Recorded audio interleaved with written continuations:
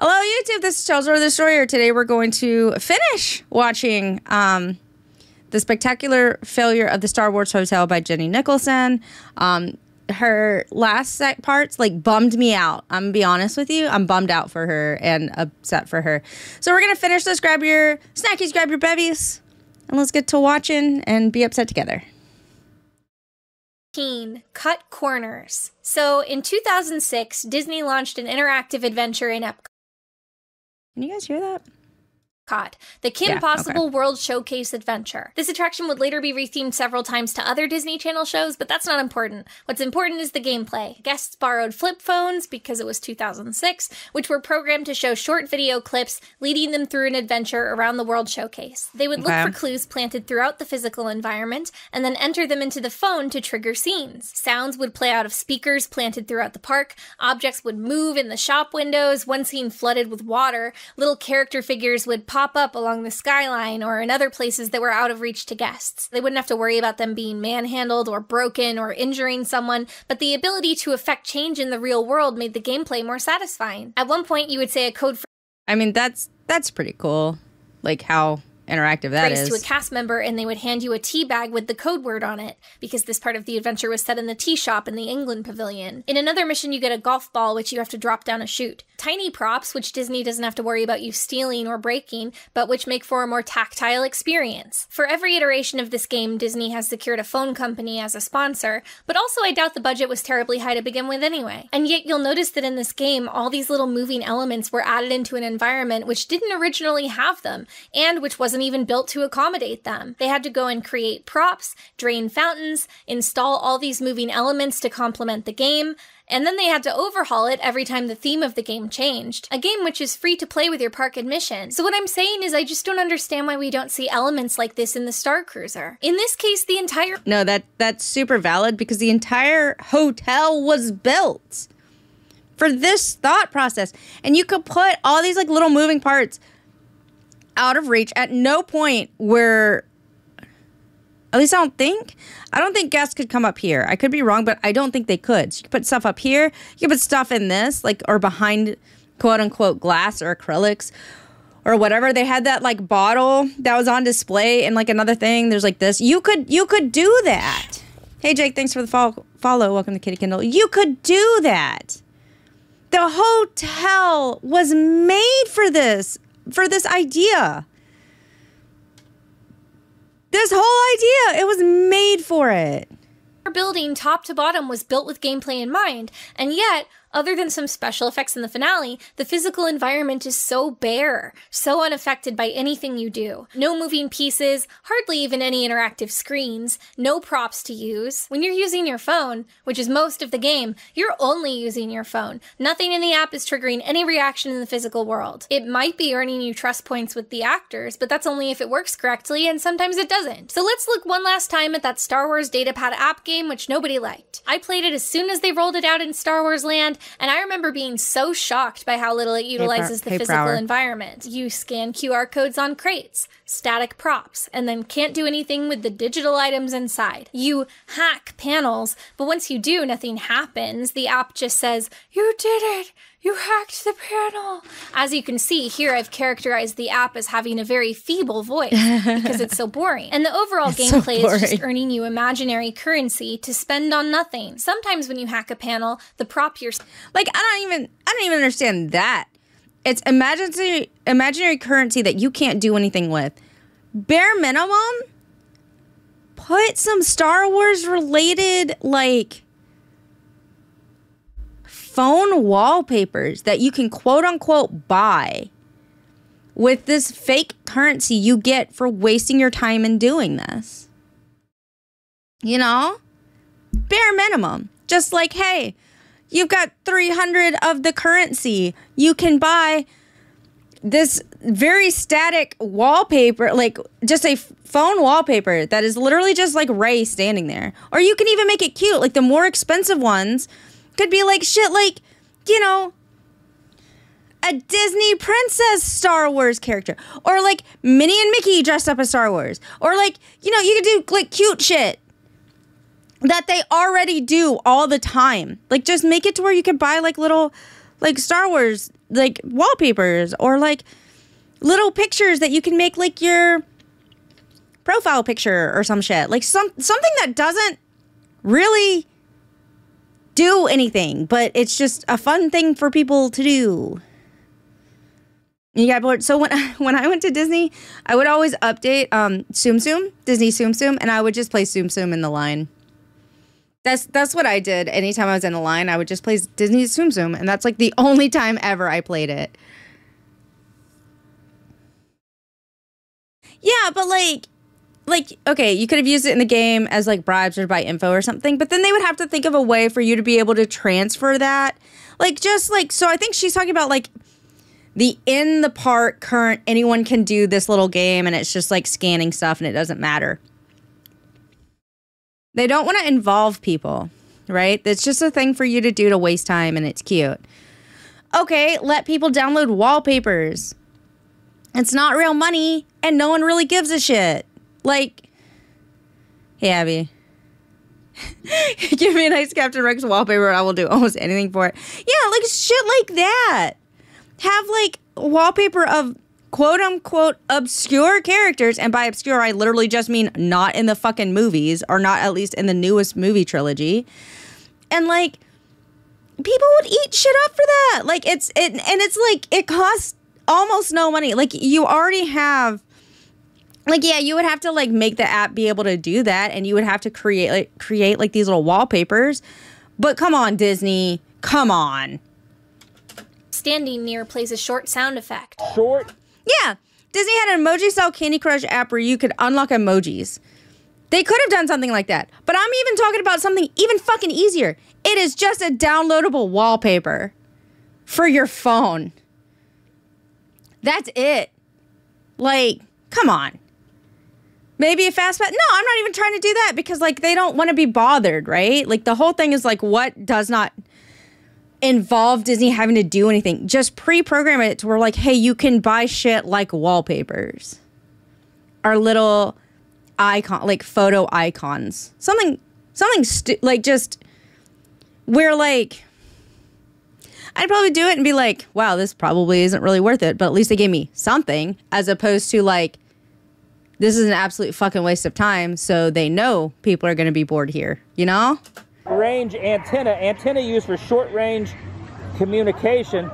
Okay, pressing that, and there is just, yeah, you got to do like a lot of, okay, access granted. It's right up here. This transistor tower should be now transmitting.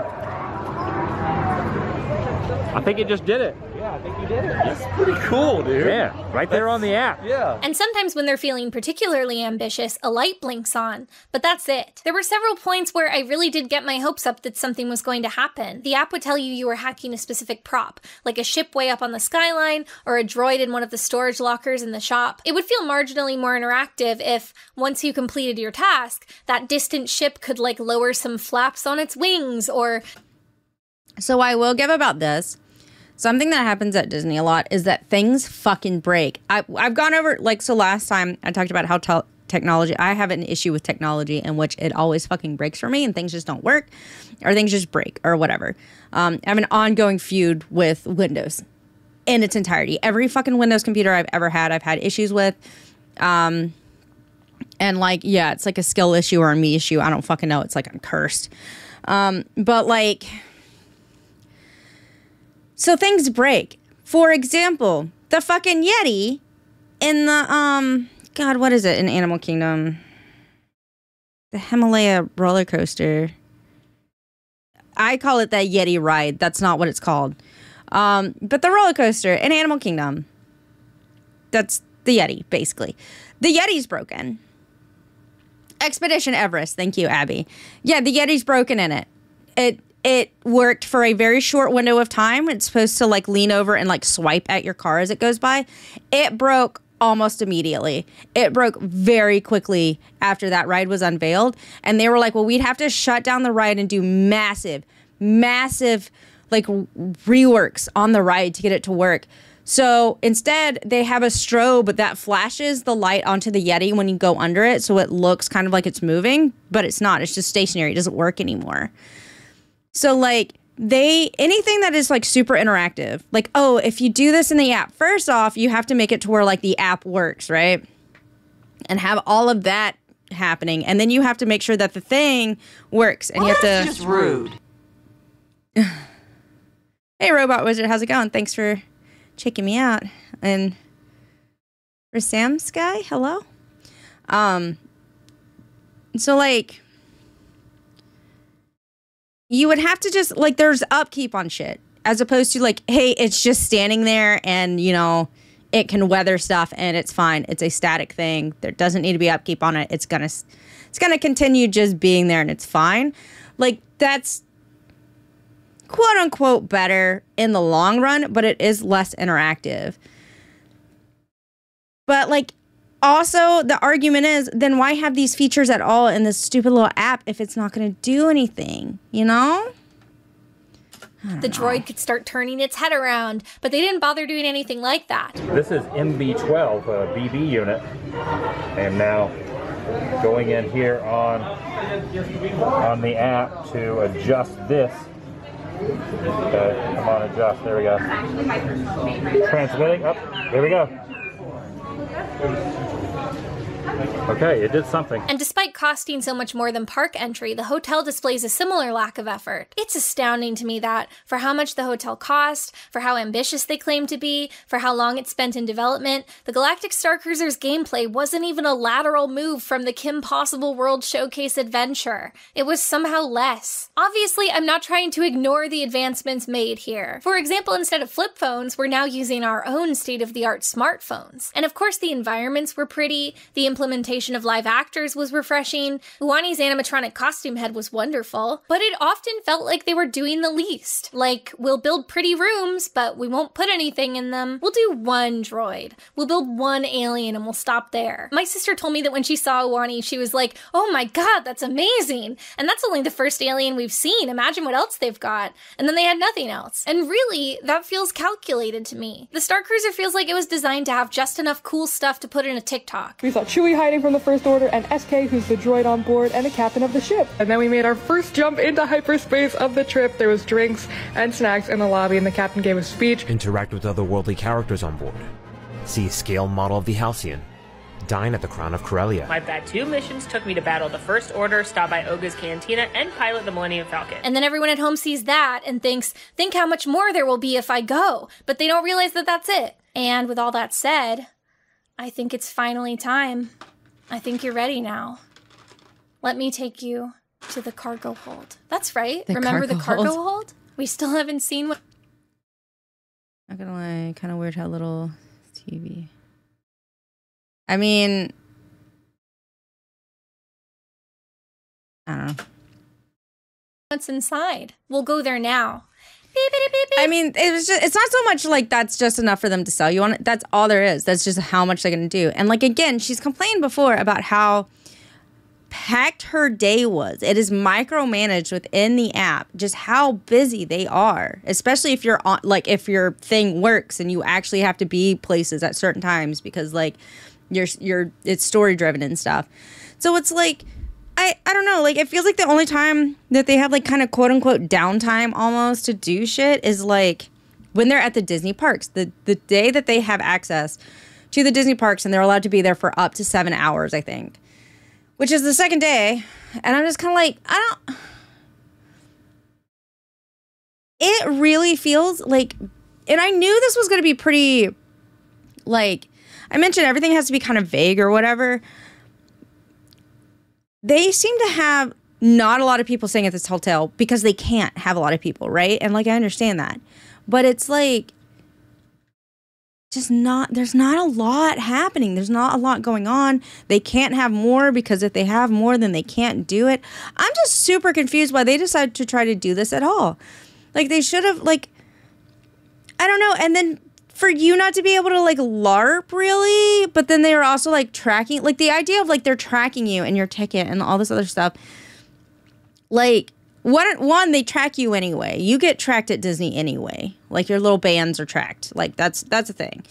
So, like, it was, like, you know, that's actually kind of neat. I think that's kind of neat. Like, they're tracking what you're doing, and it's supposed to be interactive, so, like, what you do should affect your story, except it didn't fucking work for people. Like, it worked for some, but then it just didn't work for others, and it seemed like it was a known problem. And so it was like, yeah, so it shut down after 18 months. No shit. It was extremely expensive. It didn't work half the time. It wasn't that exciting after you got there. Everyone showed exactly the interesting parts, and then when that got out, like, this is all there is, people were probably like, that's not worth $6,000. I can LARP for myself or my kids for significantly. We could, you know, they have like the camping. It's not like it's not really a resort. They have camping that you could do when you go to Disneyland. Sorry, Disney World. I don't know about Disneyland. But they have a campsite. You can live out your own fucking fantasy with some tents or your own like thing, and like, you know, just I've just given you access. I didn't get access to the cargo hold until the evening of our last night. And as with all things, it just kind of happened. I didn't earn it. I just realized suddenly that I could go in, but I was very excited. The rooms I'd seen so far had underwhelmed me because I really wanted something to investigate. Everything was too sterile. No room had any hidden depths. You could look around a room in 30 seconds and see everything you needed to. But what more cluttered place is there than a cargo hold? What better place to find lost or hidden things? And it literally looks like a place that you would just go and vibe in the Disney parks. Like, I'm hot. I'm exhausted. It's, you know, Florida in, say, June or July. I'm going to die if I don't get some air conditioning or whatever. So you go and you buy a soda, or you buy like a slushie or something, and you buy like a little dessert snack, and you go and sit down in air conditioning for a little while. That is what this hotel looks like. You know? Like, does anyone else has been there? Not the hotel, but to like Disney. Can you agree on that? Because that's what it seems like to me. I used to go to Disney in December, and then I stopped being able to go to December, and I went in May. It is hotter in May, okay? Just dead ass. So I would work into my schedule, or like, especially at Epcot, because Epcot, you're outside a lot, right? I mean, you're outside a lot no matter what, but like, Epcot seemed like especially bad, I think, because it was just more humid because of the lake or something. But there would be times when I'd be like, hey, I'm just going to chill. So I would just find a place that I can sit down with like a slushie or a drink or something. Topcake, thanks for resubscribing. Chelsea one you. Thank you. So I would just like go and sit somewhere in the shade or cool. Like, a lot of times I would go in the Mexican pavilion because it was dim in there. It was cool. It was air conditioned. There are places to sit. And I would go in there and just like hang out. Paragon, hello. It's backrooms, but not backrooms. So that's what this fucking hotel looks like. That is a space where you just go to get out of the heat for a little while and rest and eat your packed sandwiches if you brought them or something like that. Yeah, if it was just like a thing that was already there, people would like it, but $6,000? I don't think so. So long to get access. It must be a grand prize indeed. No spoilers, but I actually had an idea of what it might be. Earlier, I compared the Star Cruiser's room prices to those on a new Disney cruise ship, the Disney Wish. This ship was being built concurrently with the Star Cruiser and had its own Star Wars themed experiences. One of them was a part of the ship's Kid Club, and it was called the Star Wars Cargo Bay. Let's talk about the Star Wars Cargo Bay. There are critters and creatures in there. So much fun. Kids are tasked with taking care of these creatures as they're being transported to Batuu. I think this time we really raised the level of... She about to tell me that the kids club has a better experience on the fucking Disney Wish, which is cheaper. This is a cruise to, I think, another country that was longer, I think, than this Star Wars hotel. And it had a better immersion. At the time of my Star Cruiser visit, the Disney Wish had not yet launched, but I had seen some behind-the-scenes material, and I could see that for the Star Wars Cargo Bay, they were building animatronics of various Star Wars creatures. So now, aboard the Star Cruiser, I had already seen the engineering room, which had turned out to be a simple, kid-friendly minigame. And so I thought, The cargo hold must be something like that. Like maybe there are a bunch of cages with creatures and control panels next to each cage, and you can toggle some switches to refill the critter's water dish or adjust the humidity to make it more comfortable, and they could make the water refill, or they could fill the cage with steam, and then the critter makes... But remember, one of the main storylines, what if you're smuggling some luggage? What if you're smuggling luggage for somebody? What if that was your thing, that you were smuggling luggage? It's a sound to let you know you did a good job and maybe like wiggles a little bit. Those games sound pretty basic, but I love animatronics and I had been hoping to see a lot of them all weekend and had instead seen very few of them. So to me, having a bunch of simple animatronics in cages would have made the room interesting. I thought if they'll build some for a cruise ship that costs a lot less, surely they'll make some for the Star Wars Galactic Star Cruiser. Surely. Oh my god. This is so sad. Correct prediction. Animatronic? There's not even QR codes to scan. It's less than I thought. Okay, so the cargo hold was basically just a closet.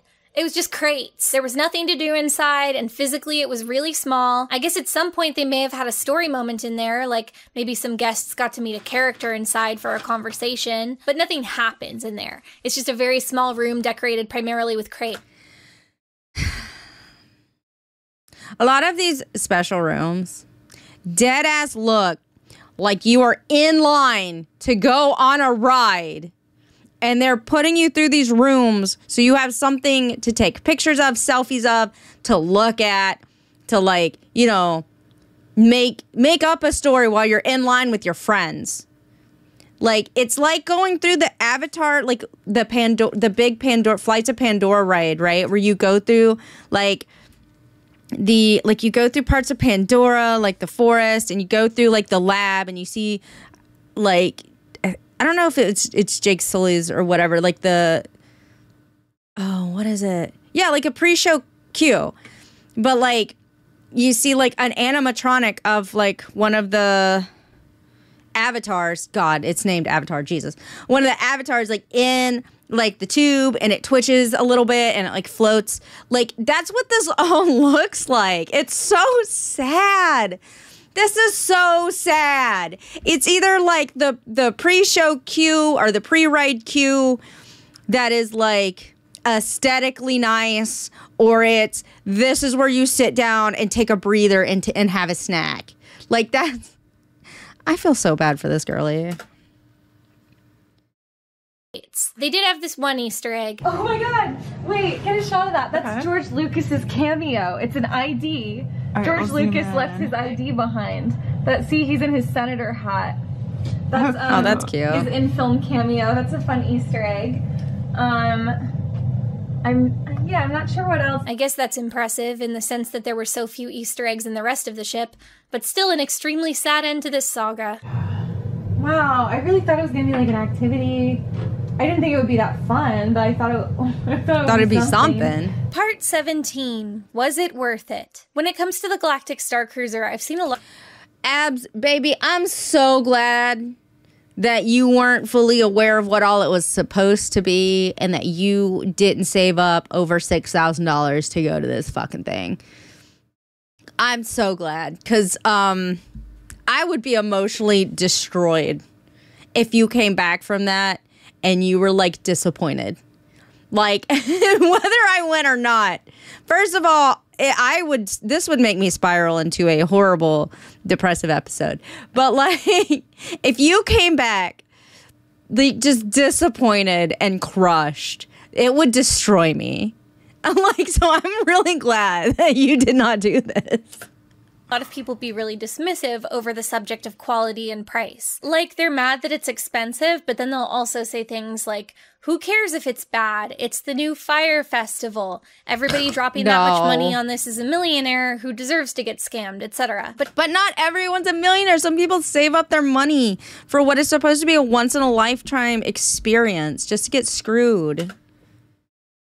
But in my experience, that's not at all the demographic of people who booked the hotel. From what I've encountered personally, most of the people who went were middle-class families who splurged on the trip. Families do that a lot on Disney vacations because these experiences have been successfully established in American culture as a rite of passage, something you have to do at least once before your kid is grown. And that brings an implied deadline. You must find... I deadass didn't go until I was grown. My middle class family never went to Disney World. I don't know why. I don't know if it was like an afford it thing or what. We just never went. My mom has like some health issues or whatever, so she wouldn't be able to go on most of the rides anyway. So I think that was a big part of it. We didn't go to theme parks when I was a kid, so I didn't go to theme parks until I was like a grown ass adult. So. Wait to get to Disney World before your child is too old to believe in the magic. Lucy at 4.5. Thank you. I try. I did really a lot of work to make it a good experience. And you, together for a limited time only. Don't wait to make the memories that will last a lifetime at Disney Parks, the place where dreams come true. So yeah, but now it's like tinted in like a negative light. What the fuck, you money grubbing fucks? Like now I can't. Now I feel like I can't go. Like, you haven't priced me personally out, probably, but I don't feel comfortable spending that much money on going to a Disney park when I could literally go to another fucking country and experience culture. Like, you know? But you have priced, like, Disney has priced out a lot of my friends, and I'm like, this sucks. Because I want to go with my friends. And I feel guilty if I go. I don't know. It just seems like it's a waste of money. Like, I don't have the money for it right now, and be honest. I just started up a secondary con, and all my money's going to that because it, you know, cons cost money. But, like, I'm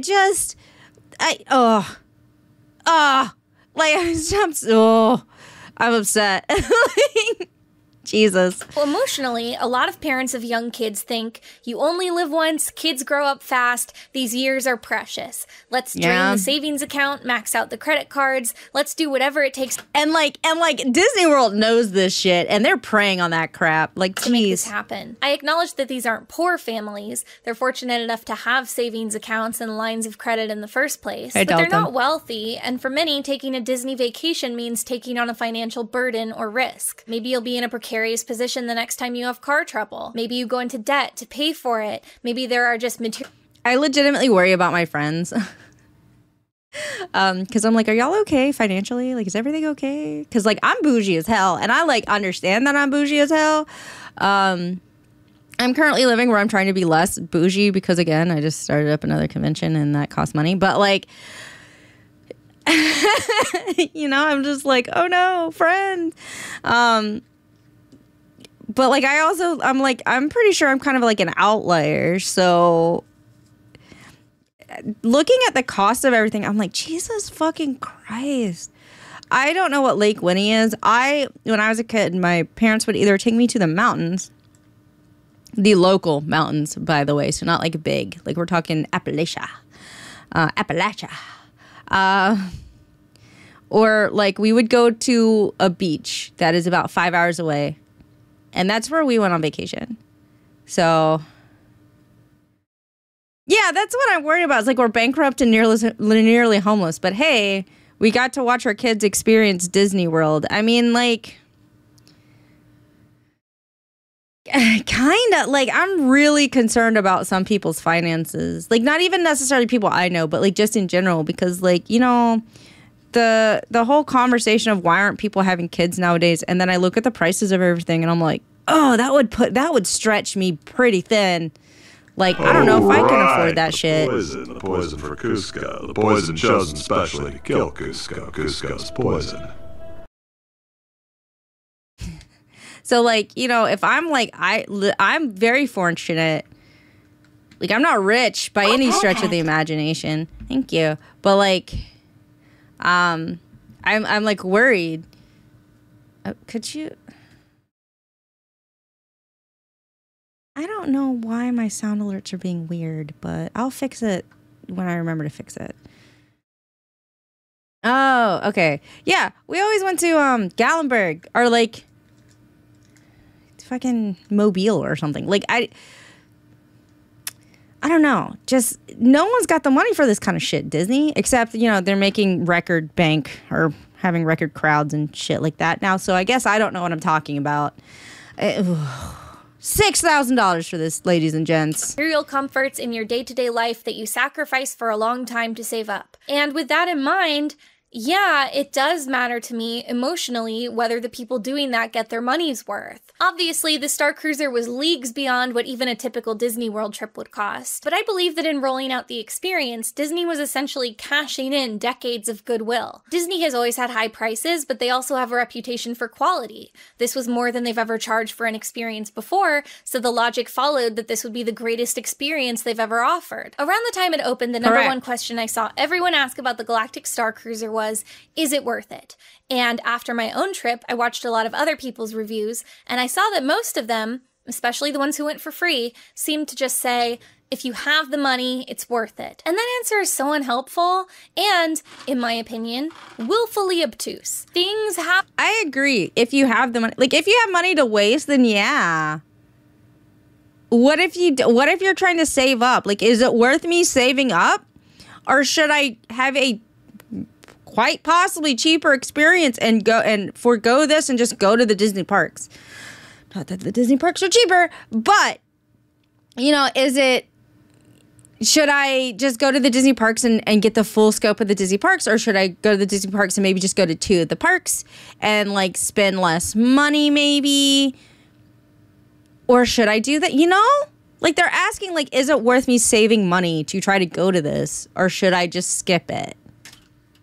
Value. Something either costs a fair amount or it doesn't. Like, I'm willing to bet that a lot of middle-class families technically have access to $6,000 in savings or in assets, but they don't want to waste that money. If they spend it, they want to know that they couldn't have had a better value or a better experience doing something else with it instead. Like, okay, I love Taco Bell nachos. I love them so much. At time of filming, those cost a little under $3. If someone asked me if they were worth it, I would say yes. Certainly. If tomorrow they suddenly cost $20, I would immediately be able to say, oh, no, they're not worth that. I wouldn't say, well, I really like them, so I suppose if you can afford it, they're worth it. I would say, no, they're worth around $3, maybe up to $5 if I was desperate. Do not spend $20 on those, unless you're watching this in the future, and because of inflation, Taco Bell nachos are now that price.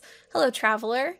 I'm so happy you still have Taco Bell. So anyway, I think it's really interesting that a lot of people magically lost their ability to conceptualize value as soon as they were gifted an expensive trip by a big company. Listen, I know you have to play nice if you want to stay on the PR list, but if you're not using that access to give an honest review, then what's the point of being there at all? What good are you to anybody? Have you no sense of integrity?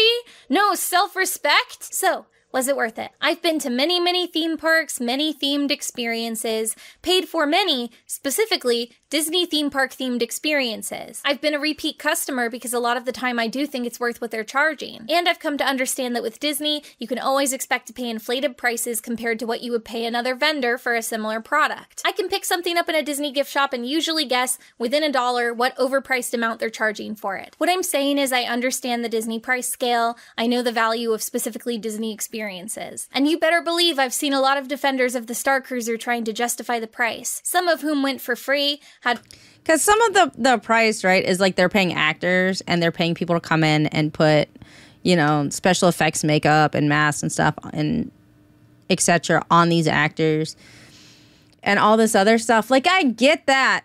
I do. However, I think it should be budgeted as part of the theme park experience and not like I don't know if they were just like, oh, I don't know. I don't know if it was like, it's $6,000 because we're paying for all of this. Like, it's self-sustaining. And so every single thing has to come out of that $6,000 per person or per 2 people. I don't know. But I'm like, that seems egregious. I'm going to be honest.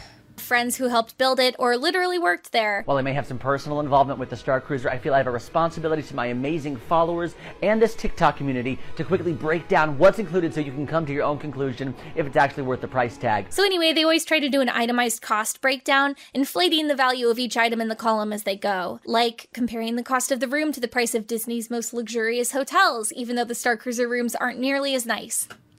Yeah, that's not fair. Hey, you know, this is the price of the Polynesian Resort's bungalow. No, fuck that. If I'm going to the Polynesian Resort, I'm not getting their bungalow. First of all, I'm not going to the Polynesian Resort. I don't got that kind of scratch. You feel me? Like, I'm not in that tax bracket. I don't got that kind of money. One time I stayed on Disney property, I stayed at Pop Century. Are you out of your mind? Like, I'm definitely not doing that. So, like, that's not fair. And a theme park view, because you're getting views of the galaxy and going into hyperspace. So Except when you you're do that, and an average of $1,250 per night, that would be a total of $2,500 for both nights on the Halcyon. Forgetting that I take mental damage whenever I'm trying to book a hotel and it's over $200 a night. Like I'm be honest, and like that's not even hard to accomplish, like hard to find, like a $200 a night thing. It gives me mental damage. I'm just like, ow, could it be cheaper? Can I find somewhere cheaper? That's a lot. Like, you know, over $1,000 a night. Yo, I don't got that kind of money.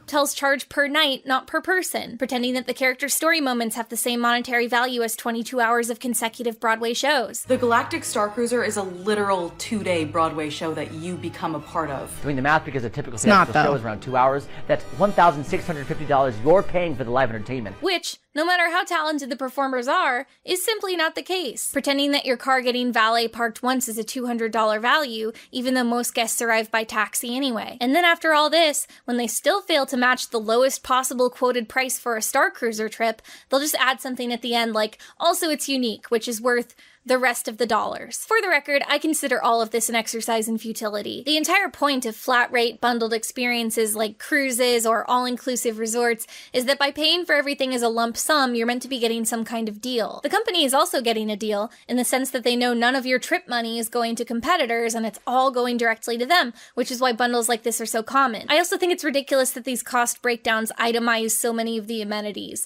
You can't say a hotel room is worth $600 a night and then also itemize the cost of the customer service, the valet parking, and the snacks in the lobby, because at any good $600 a night hotel, that stuff would be included anyway. So I would argue parking would not be included at that hotel. I'm just saying, someone who stays at hotels a lot. No. The nicer the hotel, the less shit you're getting for free. Dead ass. Like, I don't care. The more you're paying for your individual room, the less stuff you're getting free. Just straight up. Like, I'm not even joking. I don't know. Maybe you've stayed at some nicer hotels than I have. Every fucking night. I've stayed at some nice hotels. Like, I have stayed at some hotels that, you know, this is a celebration and I'm staying there. I had to pay for parking. Okay? And it's not cheap. So, like, no. No. Yeah, you got to pay for your breakfast. You got to pay for your internet. You got to pay for your, you know, Oswald, hi. We're watching the last part of the Star Wars Hotel 4-hour-long video. Signia, I stayed at the fucking embassy, and it was great. I got free breakfast. It was a little bit of a walk, but it wasn't that bad. I love embassy hotels. They're spacious. They're nice. I get free breakfast. It's great. Yeah, sometimes membership. So, like, now if you stay at a Hilton hotel, if you want free internet, depending on the Hilton. So, like, the embassy was just like, oh, you get free internet by staying, put in your last name, your room number, whatever. But, like, some Hiltons are like, you have to be a Hilton's reward member, which I am because I travel a lot. So I get free internet by putting in, like, my rewards number. But still.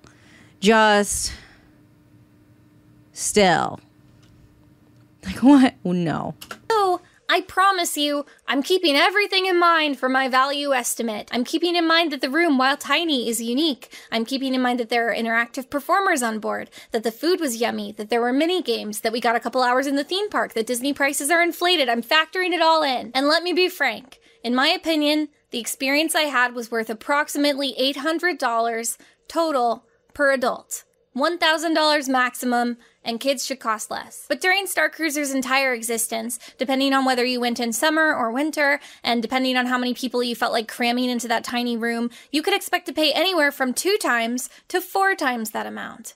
And that's just not worth it for what it was. If they had offered a hefty discount or extended the duration of the experience, I might feel differently, but they didn't, so I don't. Also, obviously, if the Star Cruiser was a cheaper experience, it wouldn't have mattered so much that the gameplay element was so unreliable. You would think of the cost as covering the underwhelming room, the nice food, and the access to the theme park rides, and the gameplay would just feel like a bonus. So you'd feel... Speaking of accessing theme park rides, so,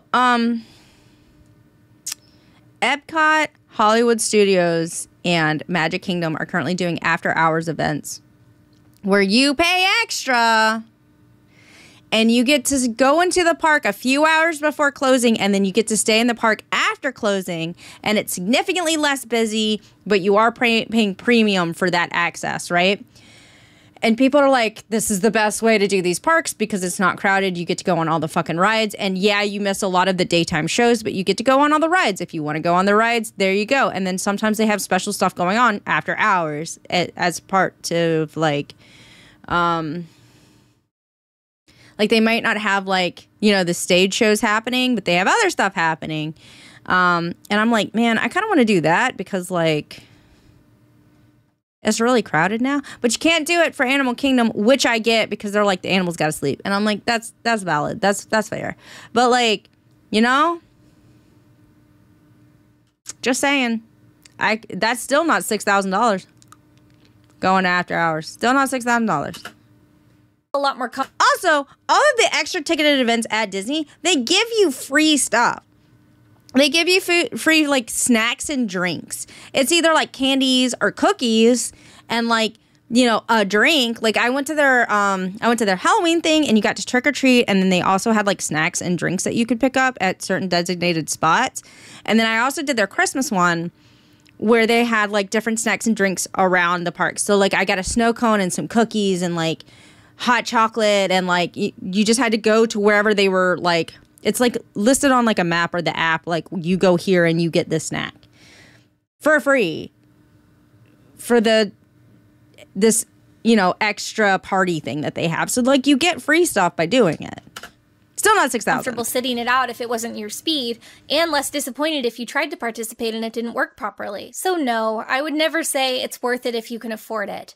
I would probably say something more like, you might have fun doing this if you're so wealthy that you don't mind being overcharged for experiences to the tune of thousands of dollars. And even within that demographic, I would still add that the people most likely to have fun at Star Cruiser would be children ages 7 to 12. Based on my own childhood playing Neopets, I believe that's the age range in which kids have the most patience for completing busy work games in exchange for meaningless points. I also think kids at that age probably wouldn't be so cognizant of how little their choices were affecting their story outcomes, so they would be harder to disappoint.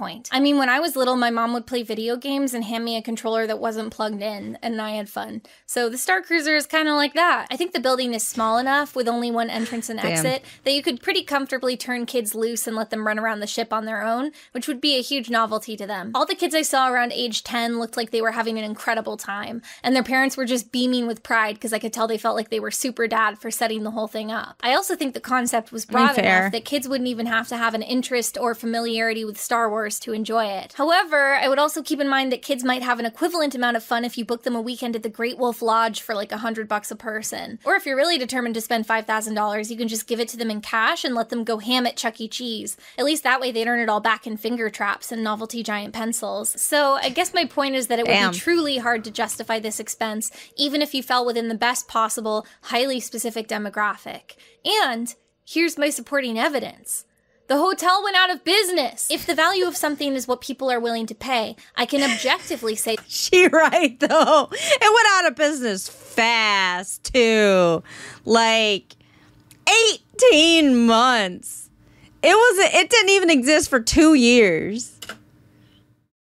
The Disney company charged too much for this experience because time showed that the majority of people on this earth were not willing to pay it. And yet, I should say that Star Cruiser did earn itself something of a cult following among a small number of people who went. In my time researching Star Cruiser, I noticed an interesting phenomenon throughout the fan groups. One talking point I've seen reiterated again and again is that even though Star Cruiser closed, it was a perfect product, it was too pure for this world, or the mainstream wasn't nerdy enough to appreciate it, or it wasn't advertised well enough, enough, or it was totally worth the money, it wasn't Disney's fault, all you broke boys couldn't afford it. It was screwed by the marketing and the haters online, but actually... Okay, just being like, hey, this was expensive and it was screwed over because all of you are broke.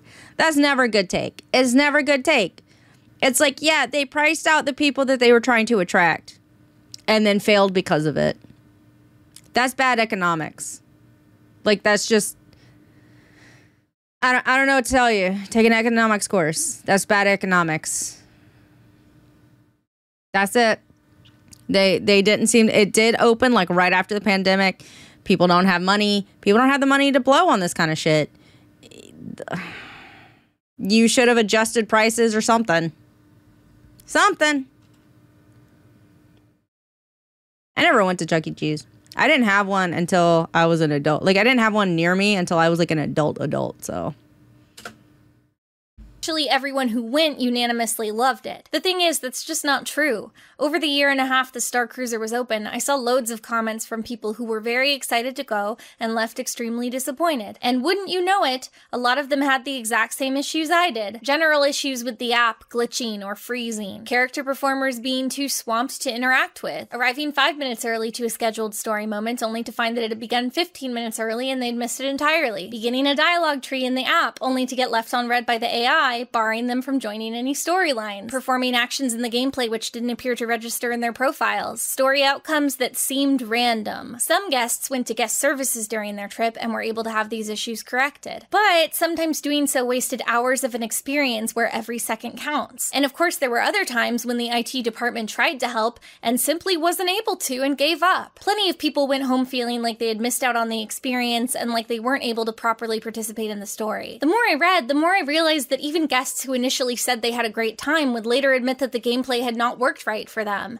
And I find this crucial to mention because, again, the gameplay is ostensibly the entire justification for the inflated price of this experience. In fact, not to put anyone on blast by playing clips, but if you watch a lot of the vlogs from people who enjoyed it, many of these people seem not to have even attempted the gameplay at all. A lot of people just took photos, hung out at the bar all day, or even did unsanctioned scavenger hunts they'd organized for their own group. And I'm not going to say none of that is fun, but how can you then say that's worth $6,000 when you could do all of that at your local Dave & Buster's? Despite the apparent frequency of the gameplay issues, whenever I saw people mention them in the fan groups, they would be quickly shouted down by other fans. They were often polite, but they would tell them that these issues were simply their own fault for somehow playing the game wrong. No one else has had these problems you're talking about, so clearly it's on you. You get what you put into it, so maybe you didn't try hard enough. You ruined your experience by trying too hard. You weren't a big enough nerd to appreciate it. You're a lying hater who's only pretending the Star Cruiser is bad, probably because you're jealous you couldn't afford it. The app doesn't do anything. You need to talk to the actors. The actors don't do anything. You need to use the app. You played the game wrong. You were supposed to pick one specific storyline to follow. You played the game wrong. You were not supposed to pick one specific storyline to follow. You must not have had an exciting enough costume. And my personal favorite,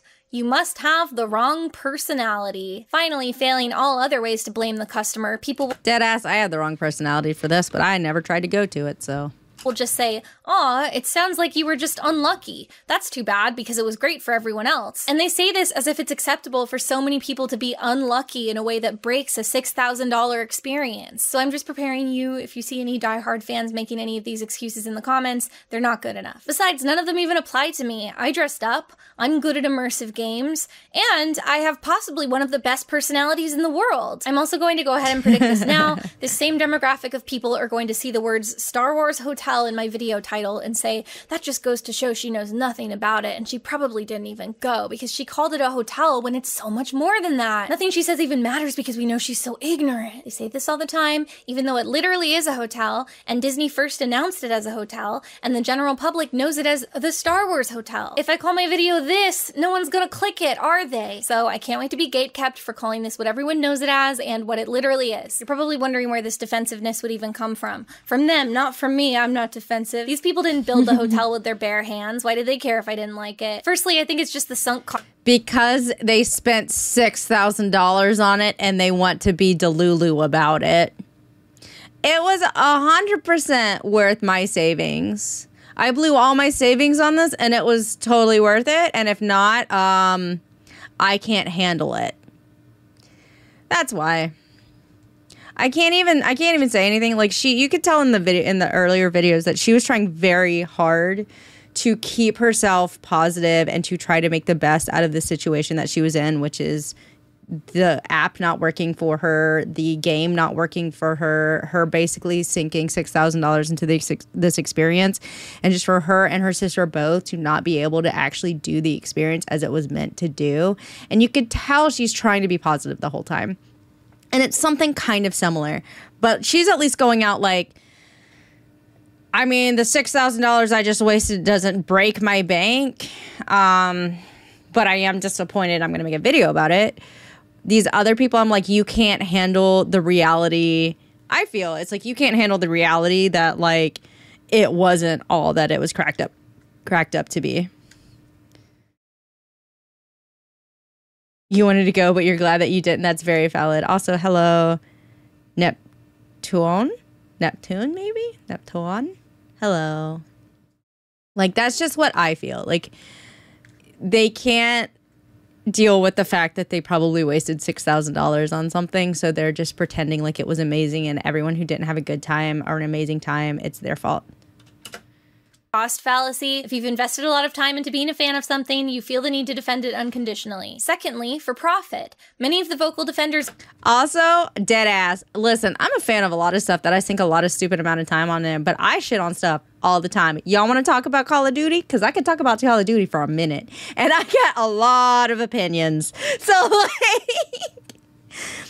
You know, sometimes you just gotta shit on the things that you like. You know, so like I really like Gundam Wing. That's one of the things that got me into anime. That did not fucking age well at all. And if someone goes, "What's your favorite anime?" like to this date, I'll still be like, "Oh, Gundam Wing is."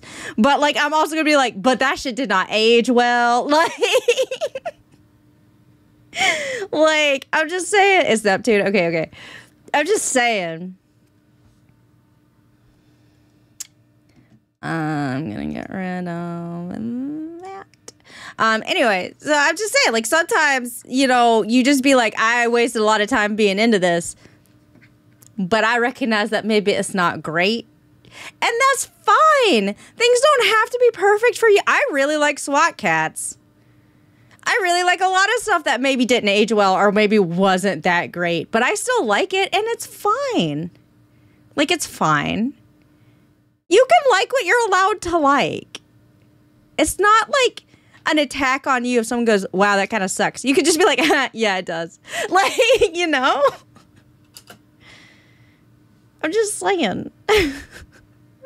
of Star Cruiser are themselves theme park vloggers or podcasters. This is a content genre whose biggest selling point is often encouraging your fans to live vicariously through you as you go to Disney World every day and do experiences they can't afford. In this way, the better the product looks, the more successful your vlogs will be. It's also a field where early access to new offerings can make or break your channel, so people desperately want to get on the media lists, and those on it desperately want to stay on it, which doesn't happen if you're critical. Some of the foremost Star Cruiser influencers were even themselves travel agents who sold Star Cruiser packages, so one could argue that there's an even more direct monetary incentive to make it look good. But I care most about the final reason. The price of the experience has forced fans to be very defensive over their decision to go. If you book a $5,000 theme park experience and then mention it to a random coworker, they're probably going to be like, "You're nuts. Everyone is talking about how this thing is way too expensive and will never be worth it." So once that's out there, you now have to enjoy this experience. Because if you go and then come home and are like, it wasn't that good, or even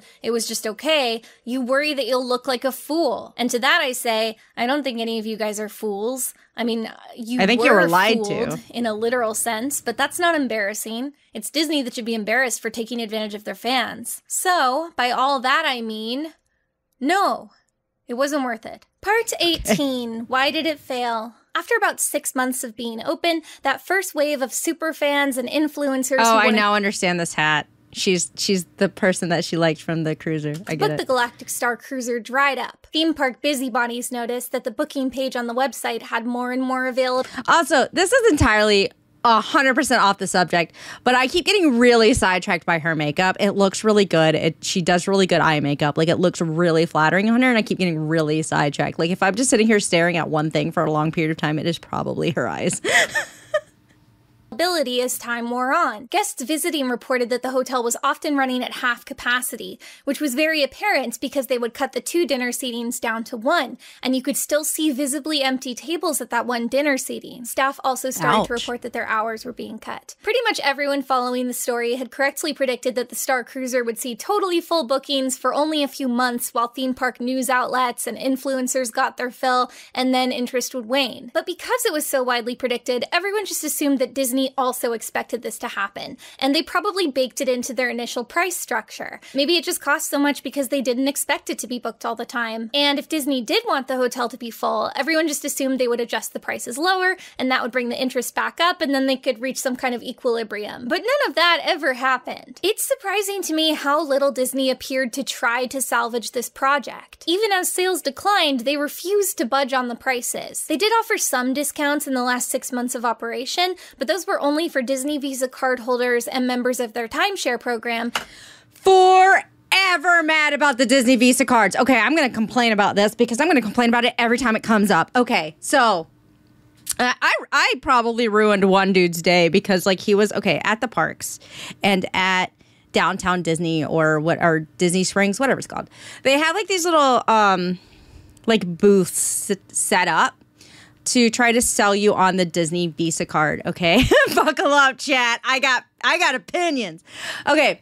So they have, and they do pin trading. Like the guys there almost always have lanyards with pins, and I like to do pin tradings when I'm at the parks. Okay, so like I will always go up to them and be like, I would like to pin trade, and then after they pin trade, they're like, okay, would you like to talk about the Disney credit cards? And then one day, some dude, like it was while I was at Disney Springs, I'm pretty sure, because I had plenty of time, and I was like, yeah, all right, I got a question, and they were like, okay, yeah, what's your question? And I was like, why is it that you have 2 different credit cards, one of which is more expensive than the other? If you don't know, a lot of credit cards, almost every credit card, especially ones that have like not value cards, like points cards. So they're connected to something, right? So this one's connected to Disney parks. I have ones that are connected to like Delta Airlines, and I have another one that has just different things that I can transport points to.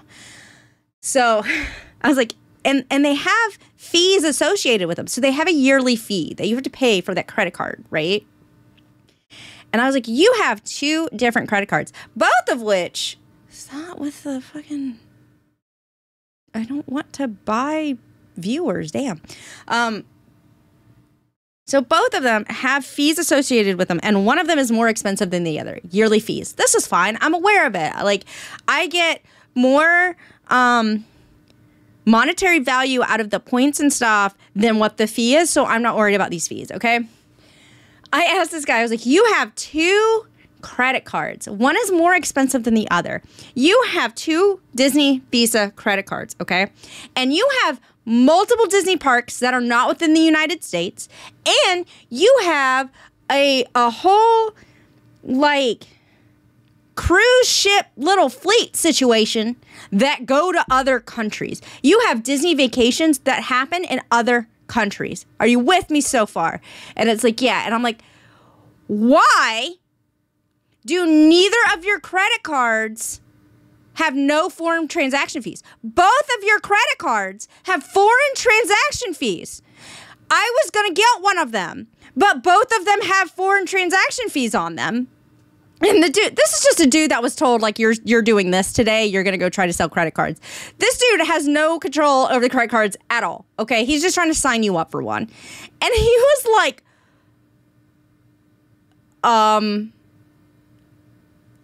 what? And I was like, yeah. So, I mean, I understand that maybe your cheaper one, you know, your more base one would have foreign transaction fees on it, right? But why does your more expensive one also have foreign transaction fees? That makes no sense to me. I was actively looking for a Visa credit card that has no foreign transaction fees because at the time I was going to go to China because I wanted to do Hong Kong and Shanghai Disney. But then the pandemic happened, and so I never made it. But I was like, look, I have an American Express, no foreign transaction fees. It's great. I was looking for a Visa that had no foreign transaction fees or a MasterCard. I'm gonna be honest, but I was leaning more toward Visa. And I was like, ooh, the Disney card. And then they both have foreign transaction fees. So I will not sign up for it because I travel a lot. So, and like I travel out of country. And so I don't want foreign transaction fees. That's me wasting money. Why?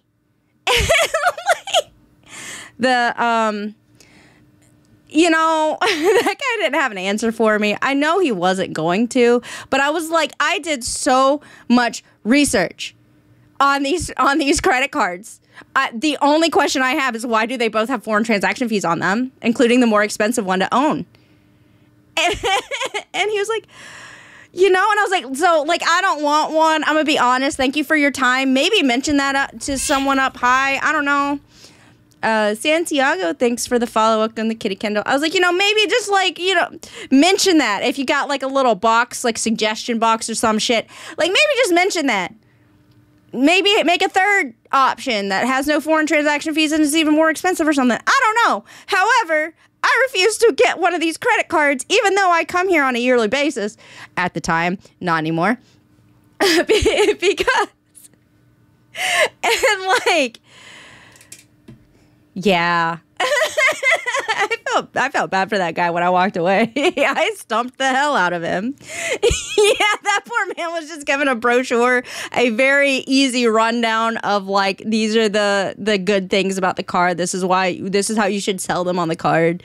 You could get points toward your Disney vacation. And then some crazy girl that just wanted a pin trade didn't say anything until he asked, hey, do you want to know about the credit card? And then went off about foreign transaction fees. Like this poor man. He was probably in his early 20s. This was probably like it was in. This isn't like his full-time job, probably. Like he was just like, why? That meow is one of my actual cats. So the follower alert sound and the subscription alert sound are two of my cats. They're different cats, but they're my cats. So that's why it sounds like an actual cat. It really is. I recorded one of my cat or both my cats, or two of them out of the three. Ryder, hi. Yeah, welcome. I probably, I hope I didn't ruin his day, but it was kind of like I was a little ball of chaos just coming out of nowhere in his little life. I'm still mad about it. Anyway. Continuing on. And even then, it was only when booking for specific dates. So yeah, it seemed like all along, Disney really had expected this hotel to keep costing over $5,000 and keep selling out. Which is wild. An unfathomable level of hubris, in my opinion. When this didn't prove to be true, I predicted that Disney was going to stay the course for a few more years and then retool the story and kind of relaunch the experience. You know, they could reuse all the effects but set it in a new time period and have characters like Darth Vader and the Mandalorian showing up. Then the people who had already booked the first time would have incentive to come back, and they would presumably unlock a whole new demographic of people who don't care about the sequels. But nope. They decided to just throw in the towel altogether. The news of the closure was very abrupt, as in they announced it in May and it was going to happen in September. This means at the time of the announcement, there were already dates on the booking calendar and guests had already reserved spots for dates which would now be canceled. So Disney immediately froze bookings on the website. They called any guests with existing reservations beyond the closing date and offered them either refunds or the first chance to rebook. And then once all those rebookings were done, very few spots remained for any new guests looking to book a room. And obviously there was demand for that because a lot of people were kind of curious about the Star Cruiser but thought they would have forever to decide to go. When they reopened booking to the public, all the remaining reservations were booked in a matter of hours. So as you can see, the last-minute announcement of the closure screwed over both Disney and the fans. If Disney had announced a pending closure and given everybody like a year to get their fill of Star Cruiser, they probably would have been booked up that whole year. By closing it as suddenly as they did, they were leaving money on the table. This also seemed to be a snap decision. In March of 2023, Disney... Oh shit, we're losing money on this? Close it immediately. But sir, what about... Close it immediately. Whatever, Disney. announced that instead of offering as many consecutive cruises as possible, running one after the other, they would start to offer only 2 bookings per week, with 3 days in between where the Star Cruiser sat empty. But when they announced that, they said the schedule change would take effect in October 2023. They even rolled out this new calendar on the booking website. So clearly at that point, they didn't yet anticipate that in October of 2023, the Star Cruiser would no longer exist. New merchandise products popped up in the gift shop throughout the final year, like this action figure of the AI droid from the console in the guest rooms. This didn't even become available until July of 2023. In early May of 2023, guests of the hotel reported seeing executives and Imagineers visiting the Star Cruiser. One assumes this must have been to assess how things were running or consider improvements. Maybe in hindsight that could have been a sign of trouble in that the Imagineers could have been brainstorming ways to try to save it, but it doesn't feel like something they would bother with if they already knew the closure was imminent. And yet, the permanent closure was announced just 2 weeks after. Maybe they're like, okay, this is going to close. What else can we do with it so it's not just fucking sitting here rotting? That visit. Executives obviously chose the abrupt closure date because the fiscal year ended on September 30th, and Disney's plan was to write the entire hotel off as a loss. The loss of the hotel would bring in a $300 million tax break, and they wanted it for that year. So in my opinion, the reasons the Star Cruiser failed were obvious. From the moment it was announced, everyone predicted it would fail. The marketing sucked, not a lot of people even understood what it really was. It was way too expensive, to an extent that the only buzz it received was mockery of the price tag, and this is all a surprise to no one. So, I think the more constructive question is, why couldn't it be saved? The Star Cruiser was a project with so many fatal flaws, I think it would have been very difficult to salvage. Built by a company so confident in their inability to fail that they left no flexibility for adjustments down the line. The biggest obstacle to this experience's marketability was the ridiculous cost. So, one of the most obvious moves to save the project would have been to lower the cost. Unfortunately, while building it, Disney was so confident in their ability to command a high price that they blocked off most avenues to ever do so. The physical building itself was constructed with very high prices in mind. It has only 100 rooms with a maximum occupancy of about 500 guests. The atrium is built to accommodate that number of guests with very little wiggle room. The only dining room can hold half the capacity of guests and relies on 2 separate dinner seating times with staggered lunches and breakfasts. Any hotel in the world has a baseline cost to run just by existing. A minimum number of cleaners, servers, and concierge you need on staff, a baseline cost to keep the lights on,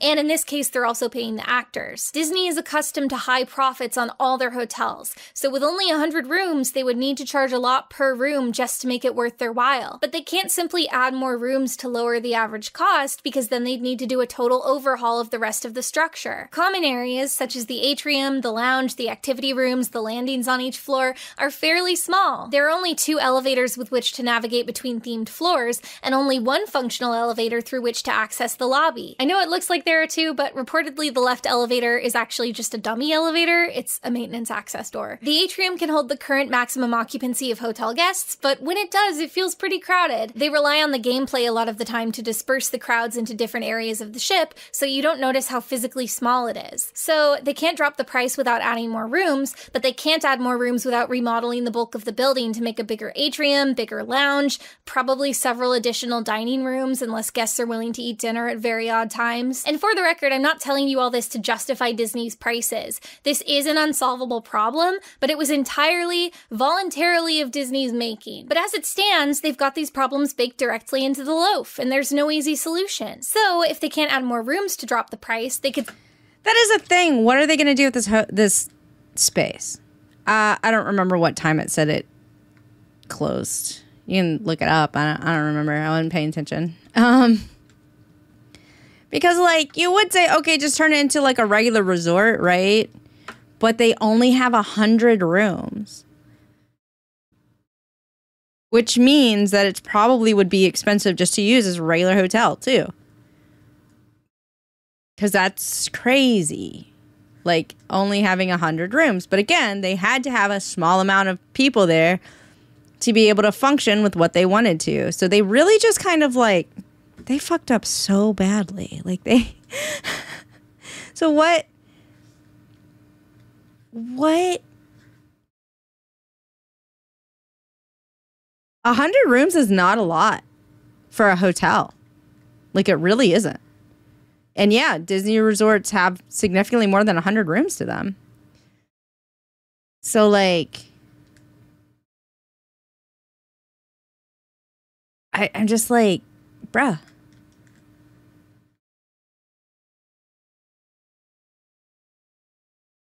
Small wedding.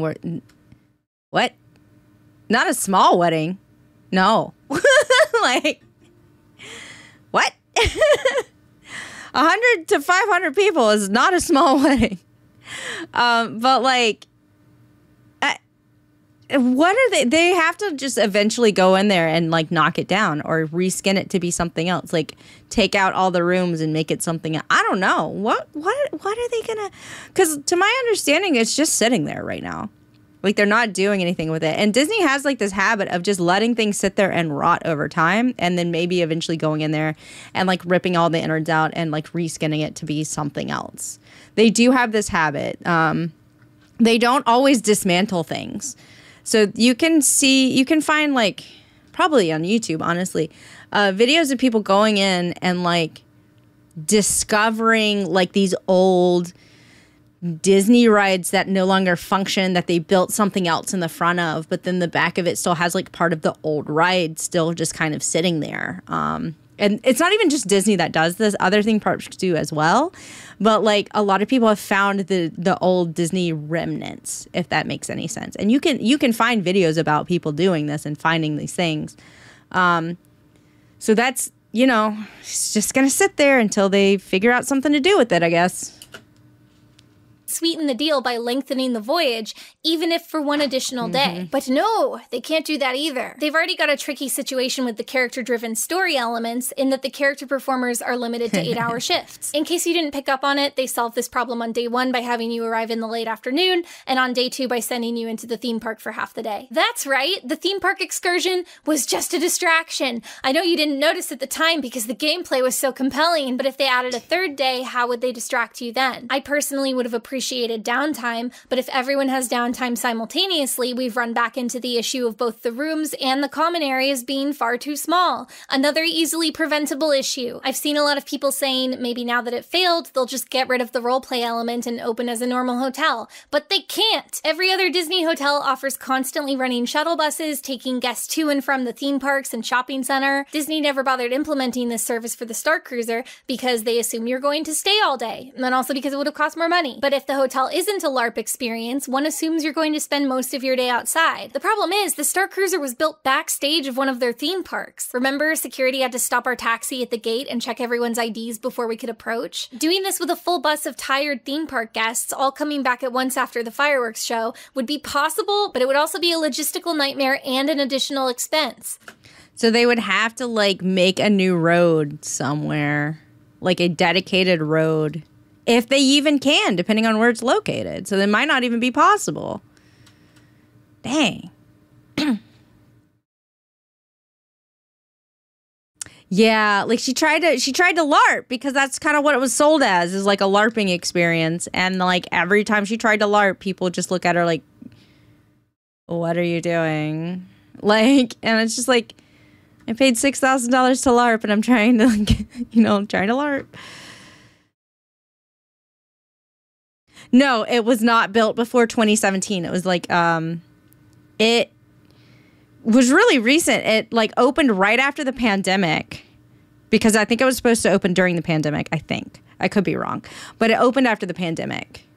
So like, it was only open 18 months. Finally, the Star Cruiser lacks basic amenities all the other Disney hotels provide, like a pool and a fitness center, and you'll recall that the rooms are very small. This means that without the roleplay elements, not only would the hotel not command a very high price tag, it would reasonably be valued lower than any other hotel on property. The only way to balance out low room value would be to add a lot more rooms, and now we're back to all the problems with the building that I just told you about. Funnily enough, if you do want to stay at a version of the Star Cruiser that's just a hotel, you can still do that. In 2022, French theme park Futuroscope opened the Hotel Station Cosmos, which looks suspiciously familiar. A room there will run you about $250 a night, and they're actually bigger than the rooms in Star Cruiser. Aesthetically, the decor is so similar to Star Cruiser, it feels legally actionable, in my opinion. So it's very funny to me that the Hotel Station Cosmos was the one to stand the test of time. As for the physical remains of the Star Cruiser, in a 2023 interview, Parks Chairman Josh D'Amaro assured fans that something would be done with it after the closure. But he gave no indication as to what, which something. They're going to tear it down and put something else there. Or they're just going to remake it into like a line queue. They're going to build an experience near it, and that's where you stand in line. Or they're going to make it into just like, hey, you can go eat at the restaurant, maybe. Probably not. Something stupid.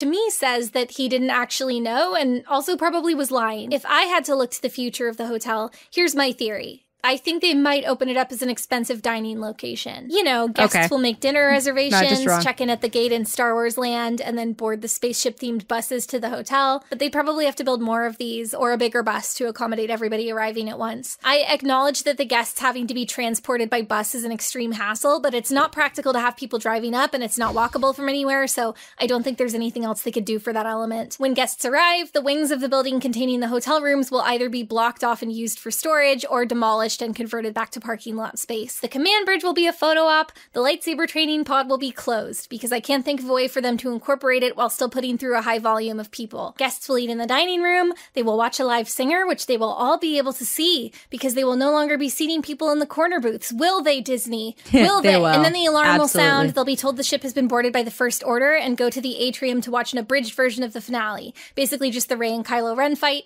using the special effects that are already installed. While they're watching the finale, a new group of guests is entering the dining room. Rinse and repeat 3 to 4 times per night. And then they charge. So basically it's going to be like Cinderella's royal cast, like table. I don't know. Like just a really premium, expensive experience, I guess.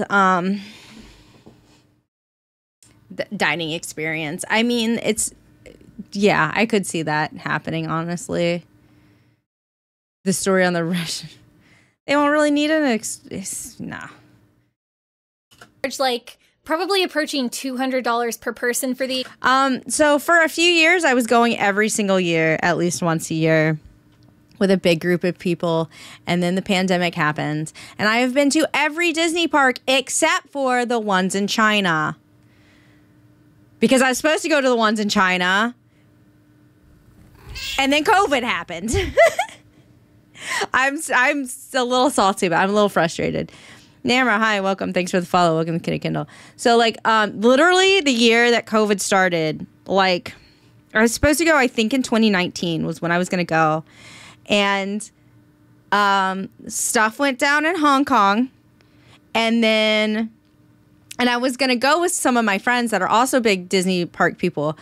And, like, all the stuff in Hong Kong went down. And then right after that, fucking COVID happened. So I'm never going to make it to those parks. I'm not going. But yeah, I've been to all the other Disney parks. I haven't been on any of the cruises because I have very strong opinions about cruises that are not positive. I did mention I might be willing to go on a Disney cruise with some friends if that was a thing that happened. But I'm not going to plan it, and they have to kind of sell me on it. So. Weird. You're planning to go to China? Well, I hope you have a wonderful time, and I hope nothing happens to ruin that for you. Experience. Adults get one alcoholic beverage for free, and then it's like $99 for kids. The only other possible outcome is that it'll sit abandoned, growing mold. They'll use the dining room to host manager meetings or maybe new hire training seminars, and the hotel rooms for storage of bubble wands and balloons. That's the laziest solution, so that feels the most likely to me. Yeah. Maybe that's what Josh meant by something. Part 19, the cast member. Cheer one. Also, I've been on the Disney cruises. NGL, they seem like the safest cruise to be on a fate. My feelings about cruises are you're just asking to be sick. And you have to do things with strangers, and I don't like that. I'm very much a homebody. Like, I'm as close to hikikomori as I can be. I'm going to be honest. And, like, that said, I still go out a lot because I run anime conventions for a living. But, you know, I don't want to have to do things with strangers, which is kind of like but you run an event, and I'm like, yeah, I know, but like I don't know how to explain myself. A cruise looks like my nightmare. I'm stuck out in the open sea with a bunch of fucking strangers, and the only kind of entertainment I can have that's worth my money because I spent money to be here is to interact with strangers and be around strangers. And I would rather just hang out in my room, if I'm honest, and read my smut. So, no thanks. Also, cruises do sink. And horrible things happen on cruises all the time. And I don't even mean like illegal shit that's technically not illegal because you're in international waters. I'm talking about shit like the toilets backing up or it being horrible. I have never been more validated in my life. Except during COVID when all these cruises tried to come back into port and they were basically rejected because it was like, nope, you got someone with COVID on board. You are just, no, everybody on that cruise has COVID. We have decided you're not allowed to port and release all of these like infected people upon the masses. And I was like, I motherfucking told y'all. I told y'all why you going on cruises during COVID. I motherfucking said it and I'm not going to, I said it. Okay? Never been more validated in my life. First of all, I get sick easy, okay? I don't know what it is about me. I get sick easy, okay? I worked in a pharmacy for 7 years, and like, I have picked up stomach viruses and the flu and a bunch of other just stuff. So I'm just like, absolutely not am I going to get on a cruise. That is just where people get sick. It is just, that's people sharing sickness. No, thank you. And, you know, I felt validated.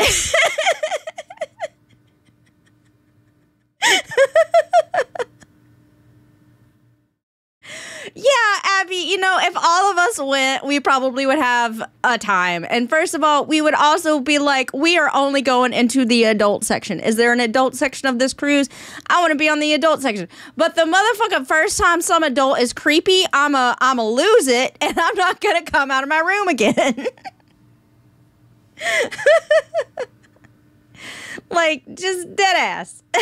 Like, kids are disgusting. Like, I'm sorry. Little kids are gross, and you're gonna get sick from a little kid. Little kids spread germs everywhere. Like, I'm sorry. They do. That's just a fact of life. And, like, it's not really their fault. They're tiny, and life is hard, and they don't understand. And, like, also, their immune systems haven't gone through the gambit yet. Like, I get it. But I don't want sickness from some little kid because he's sneezing on the buffet. You know? Like, no, thank you.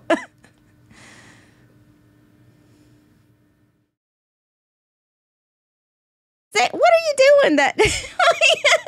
I go to other countries and I don't accidentally break the law. What the hell? Disney jail for me. Crazy. Cast member usually refers to actors, but in Disney vernacular, it's every employee who works there. And I just wanted to do a section on this to say, anytime the Star Cruiser felt deluxe to me, anytime I felt they had gone above and beyond to give a good experience, it was entirely through the efforts of individual cast members. It's kind of like that line from Jurassic Park where John Hammond says they spared no expense. In this case, I felt like Disney spared lots of expenses.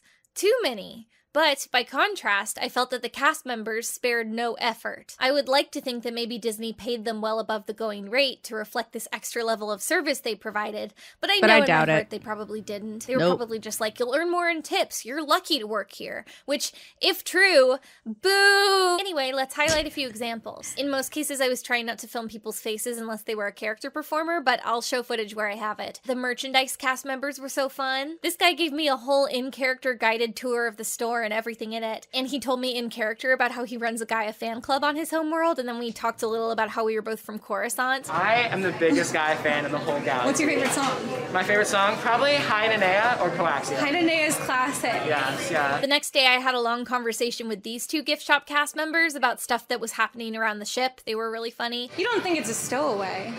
Again, Wookiee like 7 feet tall, super hard. Right, how would they do super that? Super hard to hide. They would leave fur everywhere. I would love, I'm gonna be honest with you, I would love to be like a cast member that is like the gossiper, you know? The one that knows all of the rumors and spreads them around. Like, I would love to be Abby. We could be these cast members. Where we're just sitting there gossiping and letting people overhear us and then interacting with us in that way. That would be so fun. I would do that. I think if we actually had a Wookiee, I would notice. We would have noticed already. I kept coming back to look at the jewelry display because they were all sold out. Oh, this is actually really pretty. That's pretty. I like that. Oh, and one of the cast members actually got manager approval to sell me the display model, so I got the very last one on the ship. This cast member in Batu had customized his own outfit for a little shoulder port. Aww. On our first visit to the lounge, our waitress brought out our drinks and then also brought out a little dish of water for Skippy to drink. And the other employees behind the bar were really setting a great mood. They knew all the Alien songs playing over the speakers and were singing and dancing along.